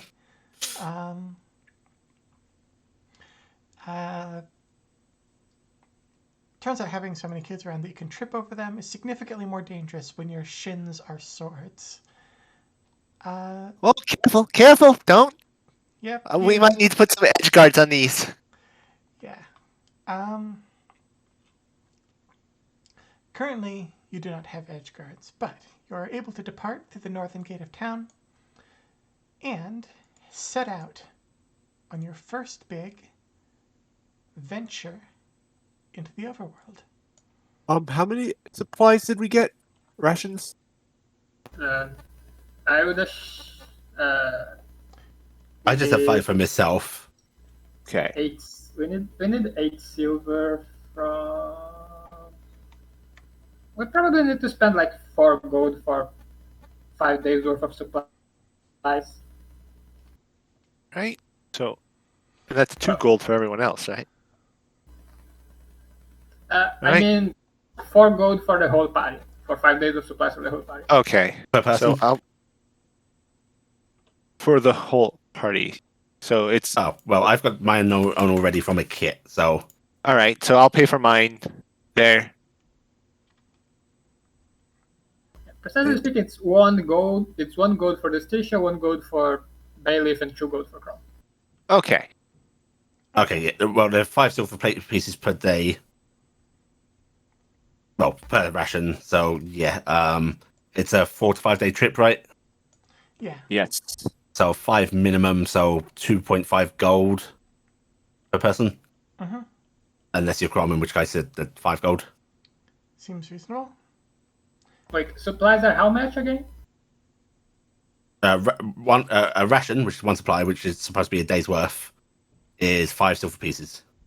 Oh, sorry, I thought it was 2. Yeah, then it's 2.5 gold per person. Yeah, that 5 per crown.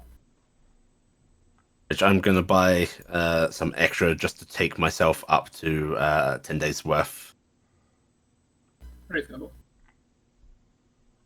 We are going to a place that needs to import food. And your meal for today specifically is covered because you are being sent off with like a packed lunch. Ah, So you begin setting out the northern gate of town into wider Partu for the first time. It is a fairly serene journey, actually. Rain aside, it's a light drizzle today, very much a mist more than proper rain. Many different kinds of rainfall around here. Just sort of drums down. You hear it pittering and pattering on the canopy overhead as you walk along a road that winds through the dense forest, and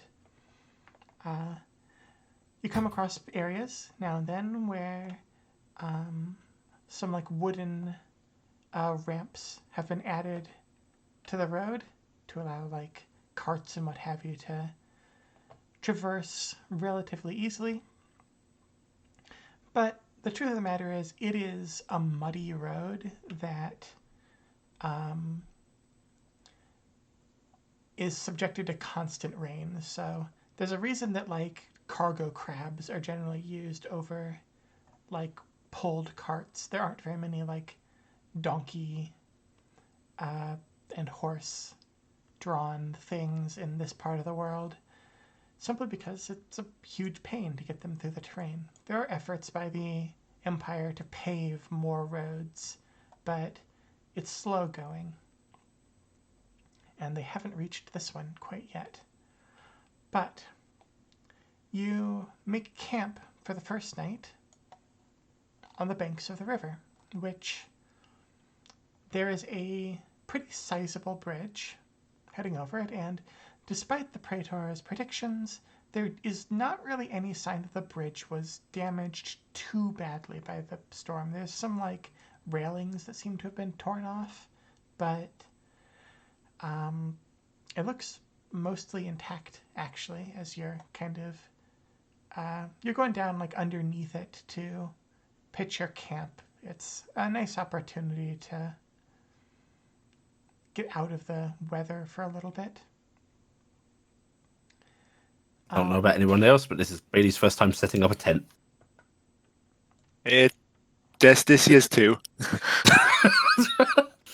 Everybody, Grom knows how to set up a tent at least. Justicia and Bayleaf, roll Uh-huh. survival. Oh no. Oh no. This is guide me, please. Whoa! Wow. We're pretty good at We're this. naturals.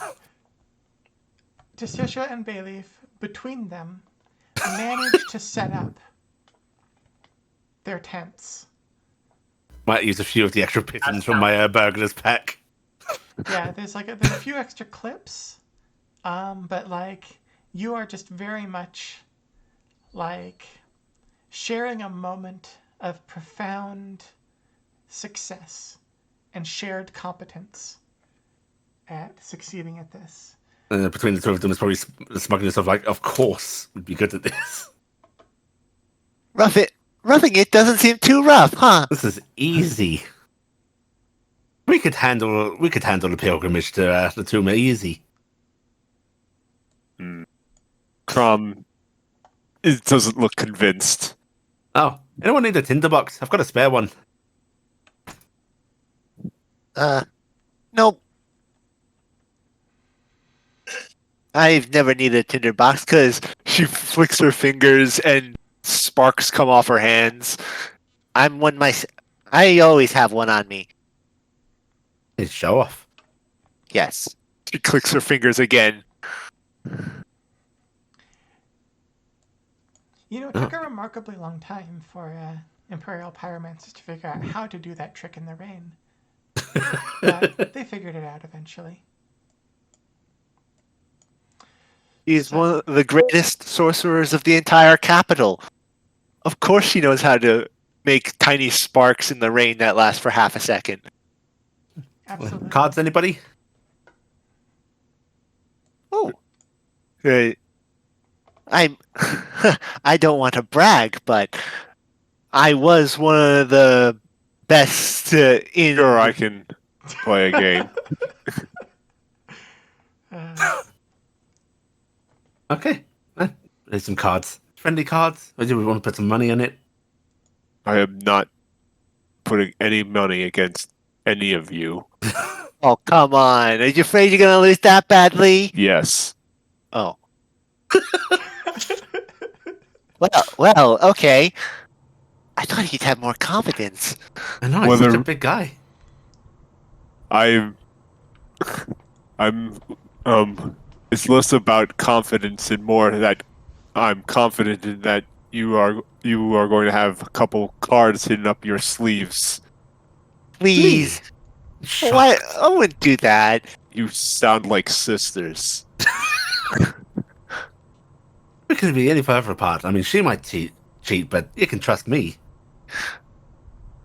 Look how big her sleeves are. You can't trust her as far as she can throw her. And she's... I could throw any of you pretty far. I'm sure you could. Well, you dealing or I'm dealing? Look, why don't you deal? I'm dealing. Oh. Why don't we play for leaves tonight, huh? Got up a bit of trust. Just gonna go pick up like leaves to dole out as chips. Mm-hmm. So, everyone give me a playing cards check. Yeah. What would you call this stat-wise? I'm going to say Strength. Dexterity. it can be... Normally I'll say this is a wisdom check, but you can make a charisma check instead. Or you can make The bluffing. a dexterity check if you are just straight up cheating. Oh. You know, she's playing nice today because she wants to build up trust, so it was just going to be charisma. This is cheating. Maker is just going to do a wisdom check, but he's going to shit in his own way. And as guidance has physical components to it, I will not be casting that. 3 plus proficiency. Yeah, see, here's the thing for Maker's guidance. It's a 2. God damn it. Like, gee. Wow, Crumb takes the pot of leaves. Oh, God. So, Distisi has a expertise dice because she has expertise on any dexterity or strength check because she's got so many arms. But that didn't help. So, the way the card Yo. game goes is you've got Bayleaf, who is just bluffing her servitor butt off. Absolutely nothing in her hand. You've got Maker, who has provided, like, a tool to try to, like, let him analyze, like, he is trying to analyze, like, the composition of these playing cards. But the issue is, this is, like, a third hand card deck, where, like, all the cards are, like, from different decks, and they've got all sorts of different, like, weird markings on them, and he's, like, so tied up in trying to, like, analyze which cards are which that he's, like, not paying attention to the rules of the game at all. You've got Desticia, who gets, like, told to knock it off 3 times as she's, like, fumbling around trying to pull, like, cards into or out of various sleeves. Like, it's barely even cheating. It's, like, when you're so bad at it, is it cheating?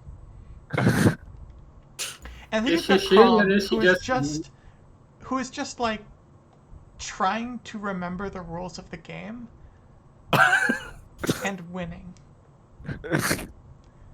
So Crom walks away with the biggest pile of leaves you have ever seen.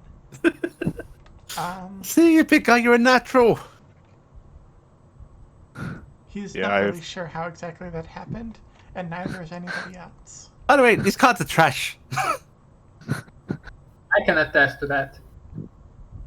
We need some better cards. Wow, I didn't be playing with such sore losers. You think there may be, like, too many jokers in this deck. There's many jokers in this party. I'm not entirely sure it's an actual, like, functional deck of cards. Has anyone seen the 4 of clubs at all?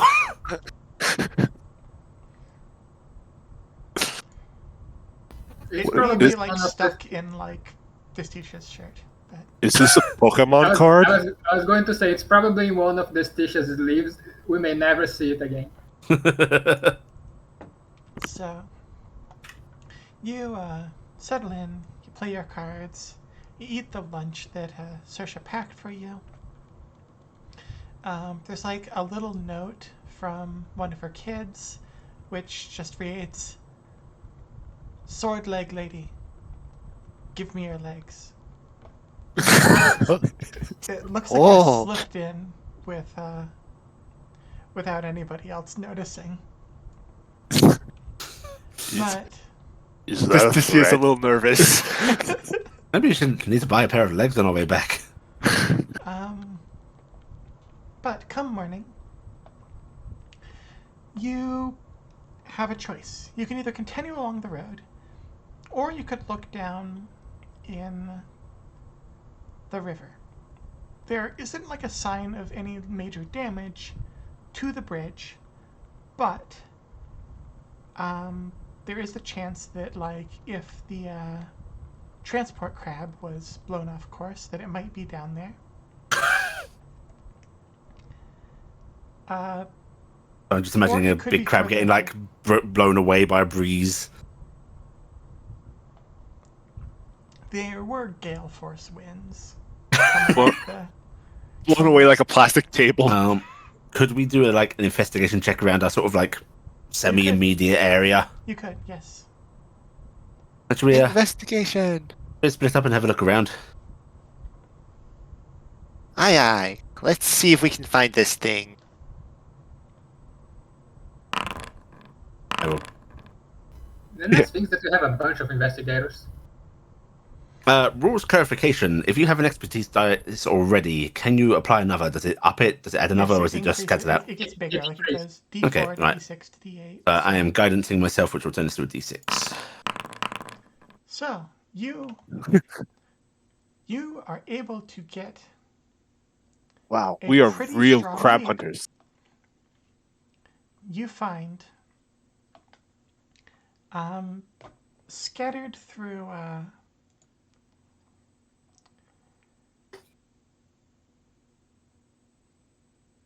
like, okay, so you find not tracks because you're not rolling survival, but you do find some signs that this under the bridge here, you are not the first people to have like pitched camp here, and you pick this up quickly, like as you're breaking camp, and you realize like there's signs of like more campfires here. But what's notable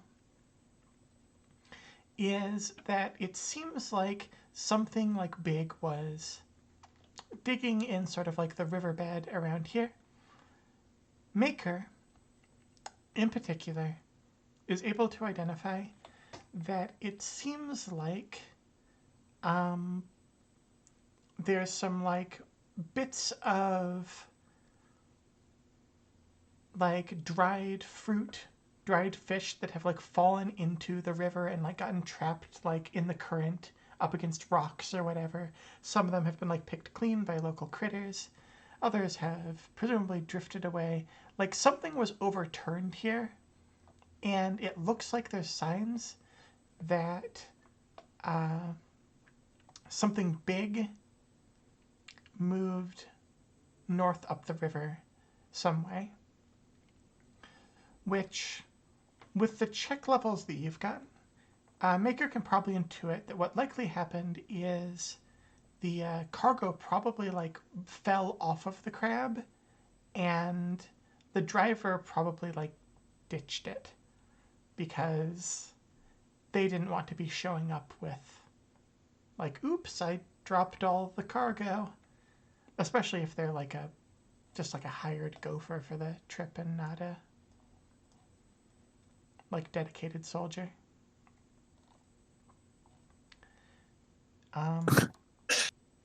Really not that far from town. I sense crabs. So, did we find it? It You walked off then. It walked off. The crab is probably not far. You have everything you need to follow it. It Yeah. seems unlikely that it has the stuff still on it, but it is probably fairly valuable on its own. Unlikely to have gone too far, right? I don't think so. Crabs like water, right? Yeah, we can just go search for the crab and maybe find more. Maybe find some of the cargo. Who knows? Probably gonna be really wet, but We keep going maybe upstream. Yeah. they did try to sell dried foods. You start heading upstream as you're having this conversation, and sure enough, it's not long before you find a rather interesting sight. A greater mossy flatback, not to be confused with the lesser mossy flatbacks that harassed you on the beach, is something of a common sight throughout much of the Empire. They are enormous crabs. Just this thing towers over Crom. They can easily carry like half a ton of weight on their back. Just like a big, broad, gray shell, often with like cargo harnesses strapped to them. They are some of the most docile and generally good-natured living beings you will encounter throughout the land. They're just too big for like most creatures to mess with, and the only thing they really prey on themselves is fish. They will snatch them out of rivers with their big old pincers.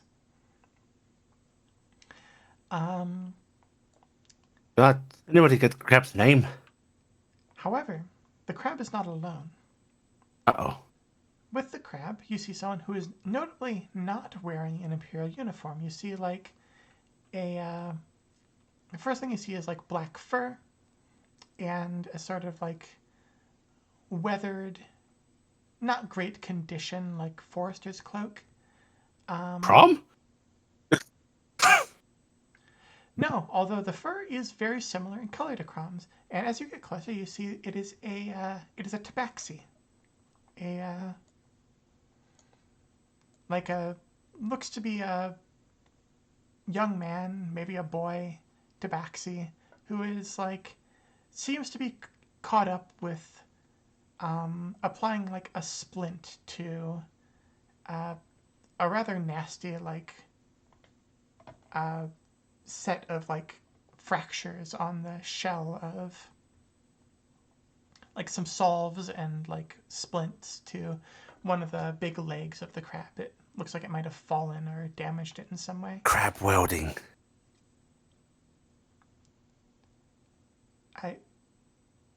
Crab welding?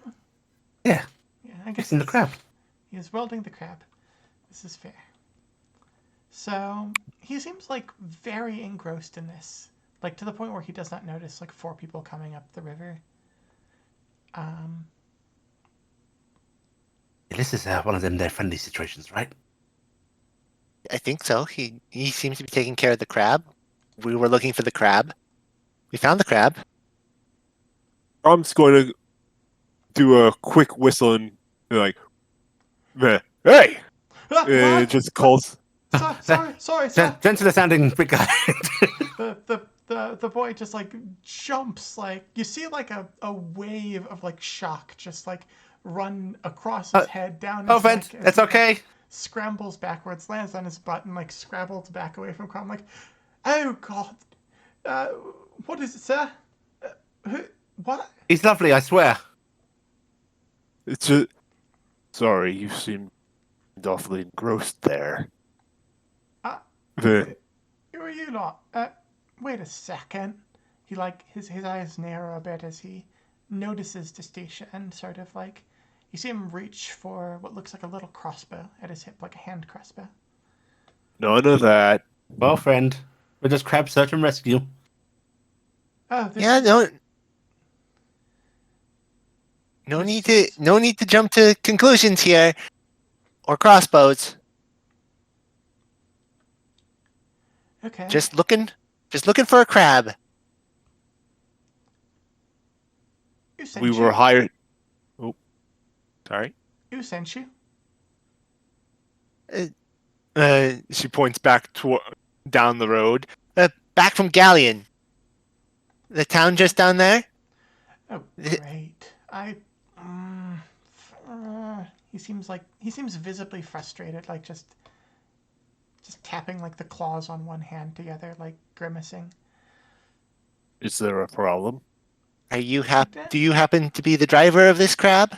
No, I'm not. No, I'm not. I don't know where they went. Presumably, didn't want to get in trouble for losing. Oh well, I. You worried about Imperial presence? You didn't like you liked the look of my friend here. Well, yeah. If so, Okay, you're in are good you company. Imperials? Are you working for the Praetor or not? No to the first one, yes to the second one, but only for the money. We don't like the guy. Listen, I got. He pauses and thinks like. Can I? Wait a sec. How can I trust you anyway? Wait. Show him what I took from the Imperial's house. Well, I pauses don't want and, to go. like, tilts his head. Let's ask a better question, boy. If you don't trust us, what happens? Would you like to make either a persuasion or intimidation check? Oh god, Maker is better. Can he do the intimidation? I do the persuasion. Sure, go for it.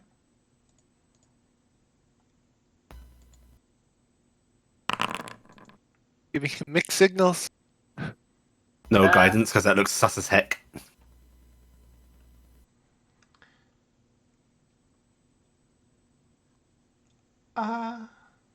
Well, I guess. Okay, I'll be honest here. The supplies fell off this thing a ways down the river. I'm trying to get it patched up before anybody realizes where it is. I'll be honest, I've got some friends out in the woods here, and we don't get very many opportunities to resupply.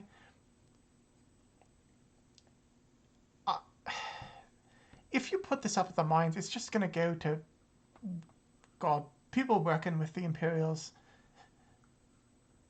We're not friends of the.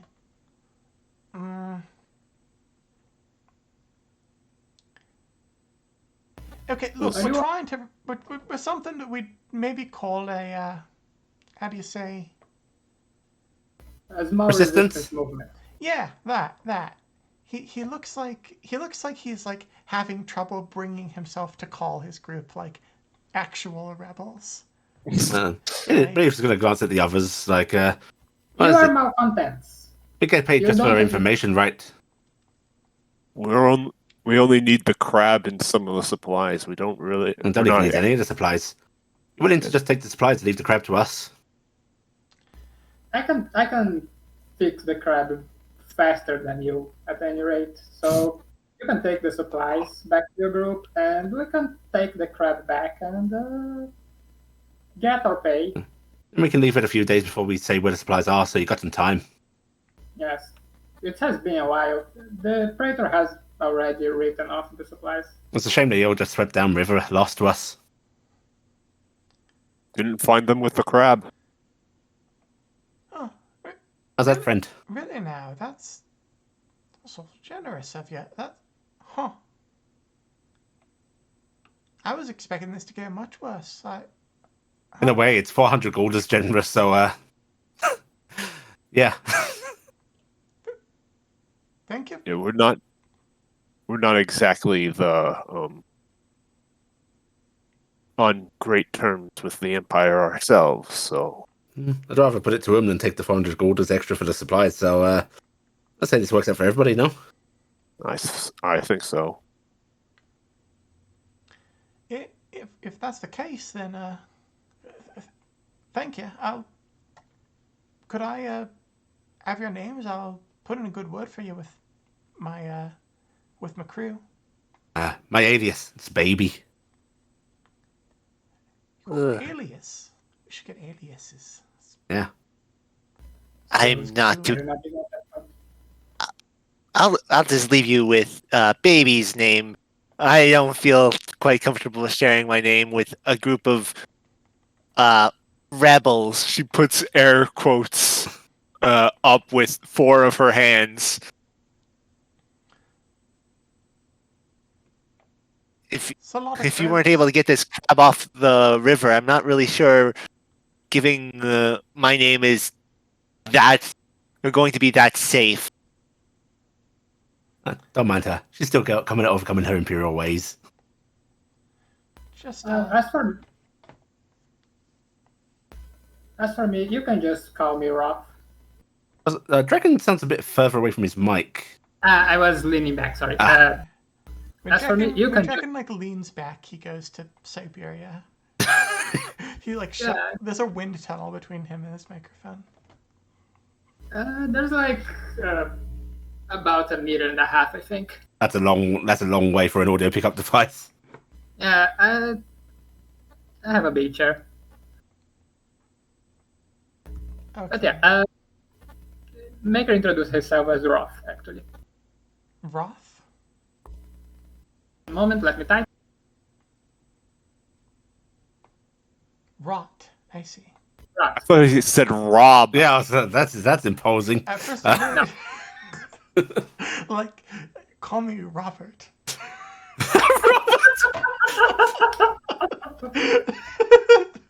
Robert the robot. Well, that's Well, close enough. so baby, rot, and Yeah. no name given, and You may call me Grim. grim. So okay, I've got it. Thank you very much. What about you, friend? You gonna come up with an alias on the spot? No pressure. Oh, alias. You know what? I'm name's Kieran.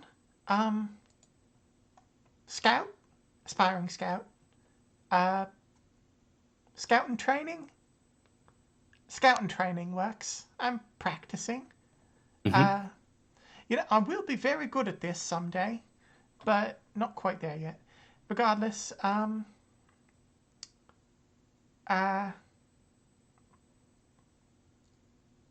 he just sort of stands there. We'll be taking that crap now. Sure thing. Good luck to you. Okay, thanks. It's awkward. To you as well, then. This is sure an interaction.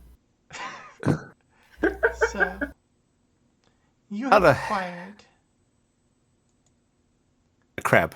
a crab. How do we How move a hurt? crab? How hurt is the crab? Which of you wants to take ownership of this crab? Me. Who has animal handling, guys? Not Sure, so it's not me. That's a skill? That's a skill. It's a wisdom What skill. about what's vehicle driving? It's not a car. tech- It's a crab. Well, Yeah. technically, vehicle driving is carts, which are drawn by horses. Does this count? No. Damn Animal it! handling. Animal handling. No one knows how to handle the giant crab. Crom isn't proficient in it, but he does have at least some in it. Crow has the What's best. your wisdom modifier? 2. Yeah, Crom. Yeah. Big Crom. Crumb, We can you have just gained we can give him ownership- guidance. You have gained Or the- ownership of the Greater Mozzie Flatback. Okay, Which Crom. is- You got this, big guy. I believe in you. Nessus believes in you. I'm giving Crom guidance.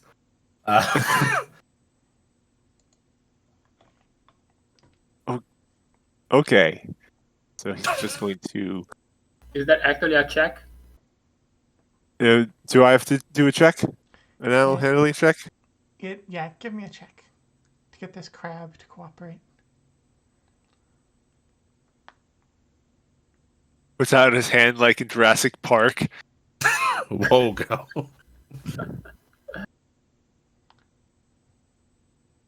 Nice. Whoops. Good roll. Yeah. Where'd that one come from? You're just guessing what you're gonna roll. Why? Nailed it. So you proffer the hand of friendship to the crab, and the crab in turn Puts bonks up you his once on the claw. head with its claw. Aw. It sort of like bops you, like bop. Cute. Sinks 2 inches into the mud. It is thankfully a friendly creature, already largely trained, pretty easy to handle. You can sit on it if you like, and ride it. It is Does it actually look like it could support that with its injury? Is Maker healing it? He can do it, sure. Shouldn't Well, be. that crab.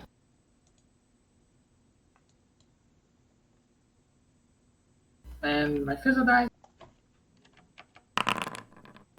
I can still keep healing. It is missing a little under 20 health. So Let's do it again then.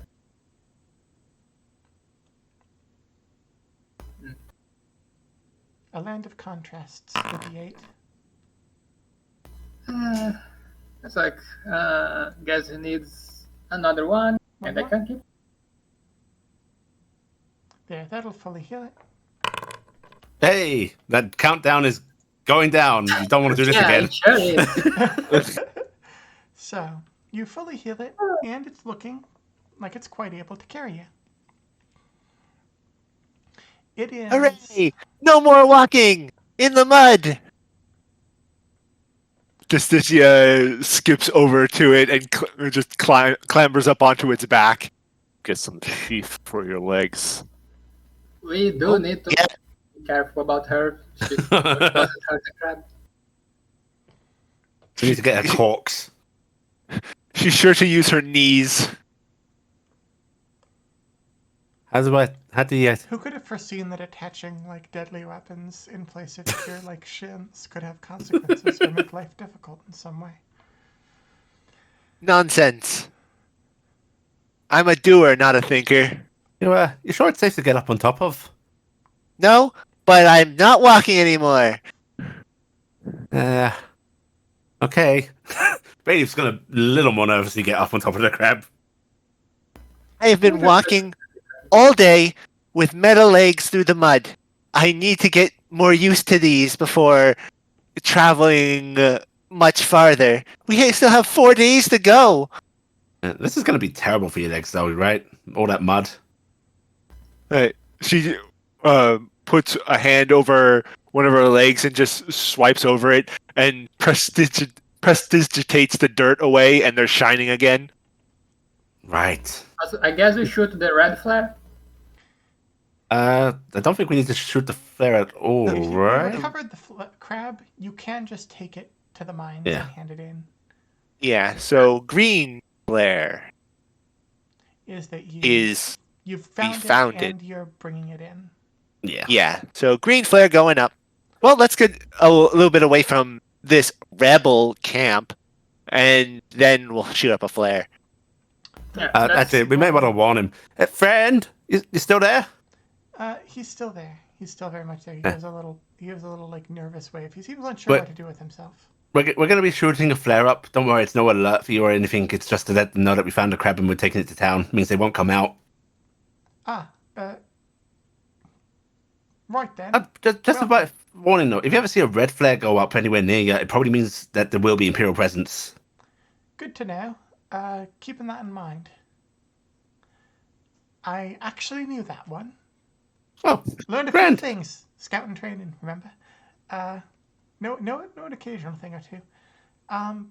Good to know. Again, thank you. Thank you.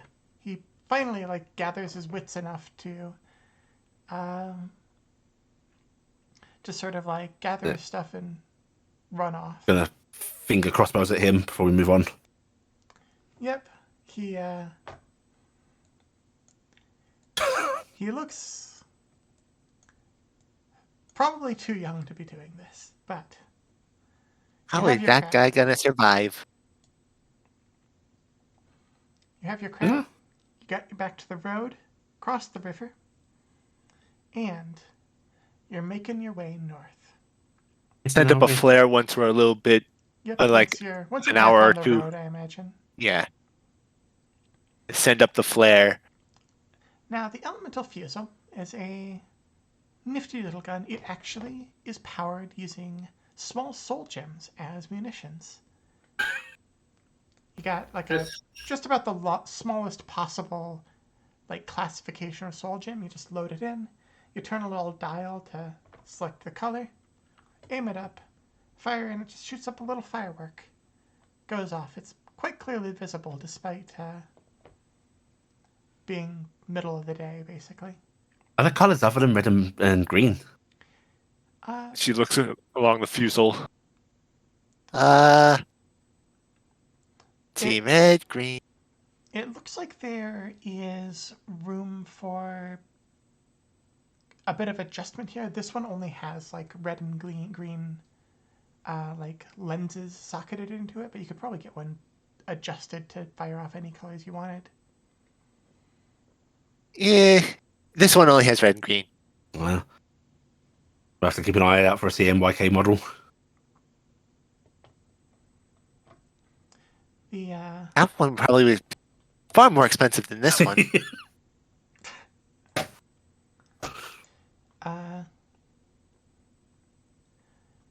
However, you do note that it, possibly in the haste to hand it over, it was loaded with one more flare than was actually needed. There's a second soul gem in here. It is a least soul gem, which you can drain to get back like one single like level worth of spell slots. We're gonna just slip that into my pocket. Just You can also once. use it to power a lot of like soul-powered machinery. He just wants the gun back. Didn't say anything about the ammo. Exactly. With that in mind, are you going to continue heading north along the path to Agid? Yep. Yeah, you may as well. About that? Should we do any like travel thing, skills, or I will dig is this into not like those. I think I'll dig into those before next session. For now, okay? let's not worry about them too We're much. okay on the path. Yeah, that's fine. You're on the path, and you're essentially safe when you're moving on the path. Okay. Unless someone's gunning for you specifically. It was just you could grab some materials on the way, but we'll do that on later travelings. So, over the course of the next few days, you notice a change in your environment as trees get a bit sparser, the like undergrowth gets thinner, and eventually you hit an actual tree line where suddenly the trees aren't getting sparser so much as they are dead Ending. and blasted. There's just lots of just swaths of dirt and like charred land and exposed stone visible. You actually see like small pools of like actual live lava just sort of chilling on the surface, letting off enormous amounts of steam as like the rain pummels down on these like not like these aren't like black or these aren't like orange bubbling pools, but they are like sections of like lumpy black stone that are extremely heated and Maker at the very least would be able to identify as like this is magma. Technically speaking, magma is Yeah, underground. lava. This is lava. This would be basalt. I swear, the second that came out of my mouth, I was like, I swear to. Don't you actually magma? I have a geologist in my usual group, so I know this pain. I know what magma is. I swear. It would be more basalt, I think, than anything. So, you're moving through a region of thick steam, like barren land, like the remnants of some charred trees and what have you. It is notably warmer than before, both just you're heading north, so temperatures are generally going up a bit, but also it's just there's lots of heat sources nearby and it's palpable. Oh, I don't like this. But Make is resistant to fire and does not care. eventually, Prom is incredibly hairy and does care. look, he's being soaked through constantly, so Humanity. It curls up. so eventually Argate itself comes into view. And the first thing you see is the smoke. There is a lot of smoke coming off of this town. Actually, for Destitia, it's a bit reminiscent of home, because there's industrial sections in most like major imperial towns. They usually keep like heavy industry out of the city centers, but like air quality drifts. So- Pollution. I feel right at home. You see like black smoke from various like foundries and chimneys in the distance, and reinforcing the sense of being right at home, you come up to some actual proper imperial style stone walls, raised up from the earth, manned with like some actual troops. This place seems more heavily guarded than Galleon was, like probably because it's an actual like producing something useful for the occupying force rather than just like kind of existing in having a few local goods. But if you want to Yeah. continue along the road, there is a large,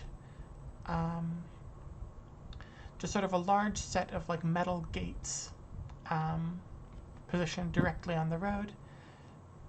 A sort of like a tall curtain wall wrapped around the town as a whole. And you see there are a few guards at the gates, including stationed up on the wall, once again, an unusual model of thrall. This particular one seems to be... it's got 4 arms, and continuing its air of similarity to Dystacia, it doesn't appear to have any legs. It appears to just be like a big ol' 4-armed thrall perched on the wall, like mounted on like a swivel or something, with big ol' like crossbows mounted on its arms, just kind of glaring down at you. Family of yours. Oh, what the fuck? With just kind of big ol' like miniature ballistas, really, arbalists. I don't like that. More immediately and more familiarly, you've got your standard like battle line thralls on the ground and a bored-looking city guard, just like looking up from like a whatchamacallit, little board game that he's playing with like his fellow gate guard as you approach. Oh, friends. Hello, you brought the you brought the Go grab doesn't you. look like you brought much of anything, does it? Unfortunately, supplies were swept downriver. There's going to have to be another sent out. Well, not my dinner that's missing. Head on through. We got word that there'd be crab might be coming through. Head on. Yeah, and make sure to clear out of the way. There's gonna be a supply convoy heading out of this gate, heading south. Just a few minutes. You do not want to be in the way. Right you are. Yeah, crab. He like Yeah.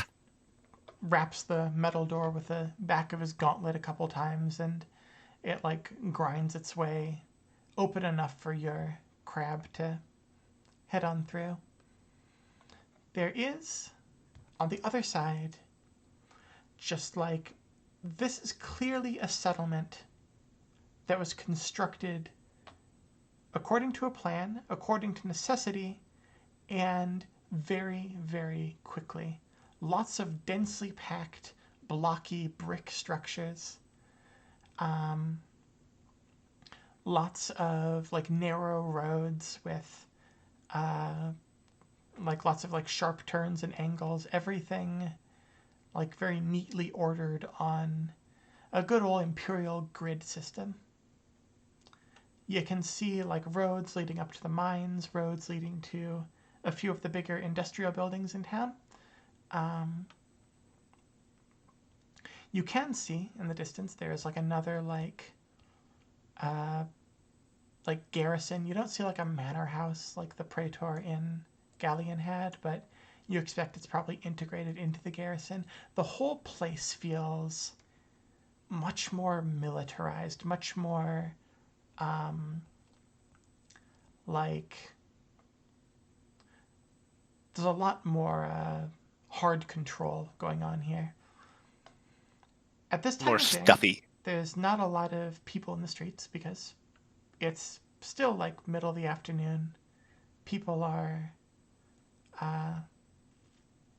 working mostly. The labor contingent is doing labor. There are like a couple like younger people out in the streets, like younger people, children really, like doing errands and whatever, who are presumably from families that aren't quite hard off enough to actually ask them to do dangerous labor. But you are approached as you start to settle in by a purple garmented civil servant giving you a kind of disappointed look as they eye your mount of like, Not supplies. no supplies. No supplies. We found a few of the fish and some broken splinters in the river. Looks like the west got swept off in the storm. Yep, all we found is this crab. It was injured up, but got a good healing, so... Hell. Nobody's fault, I suppose. Well, I was informed, pass this on to you. He hands over like a small little scroll case, like leather case, really, just a little box wrapped in leather to keep it safe from the rain.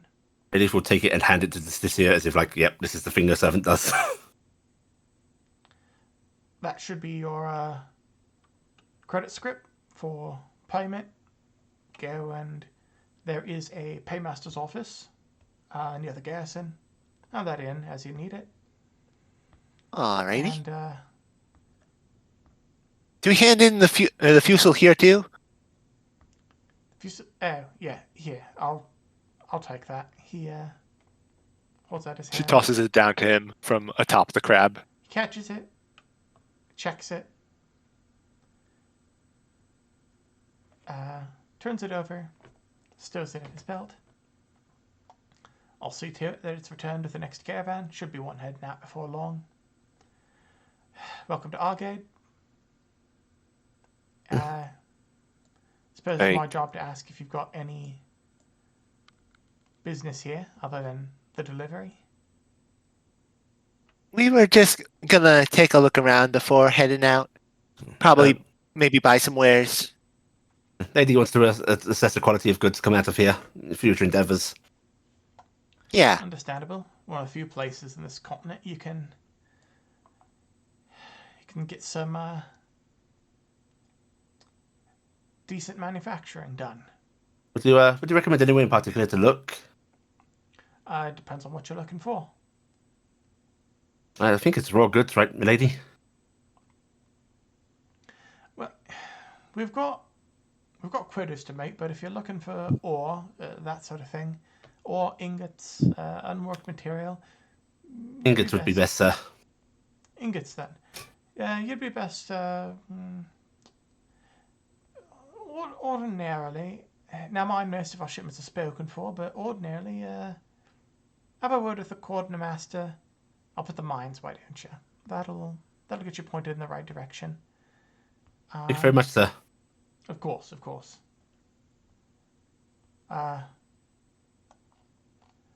Do we Oz, drop off the watch over crab? all of you.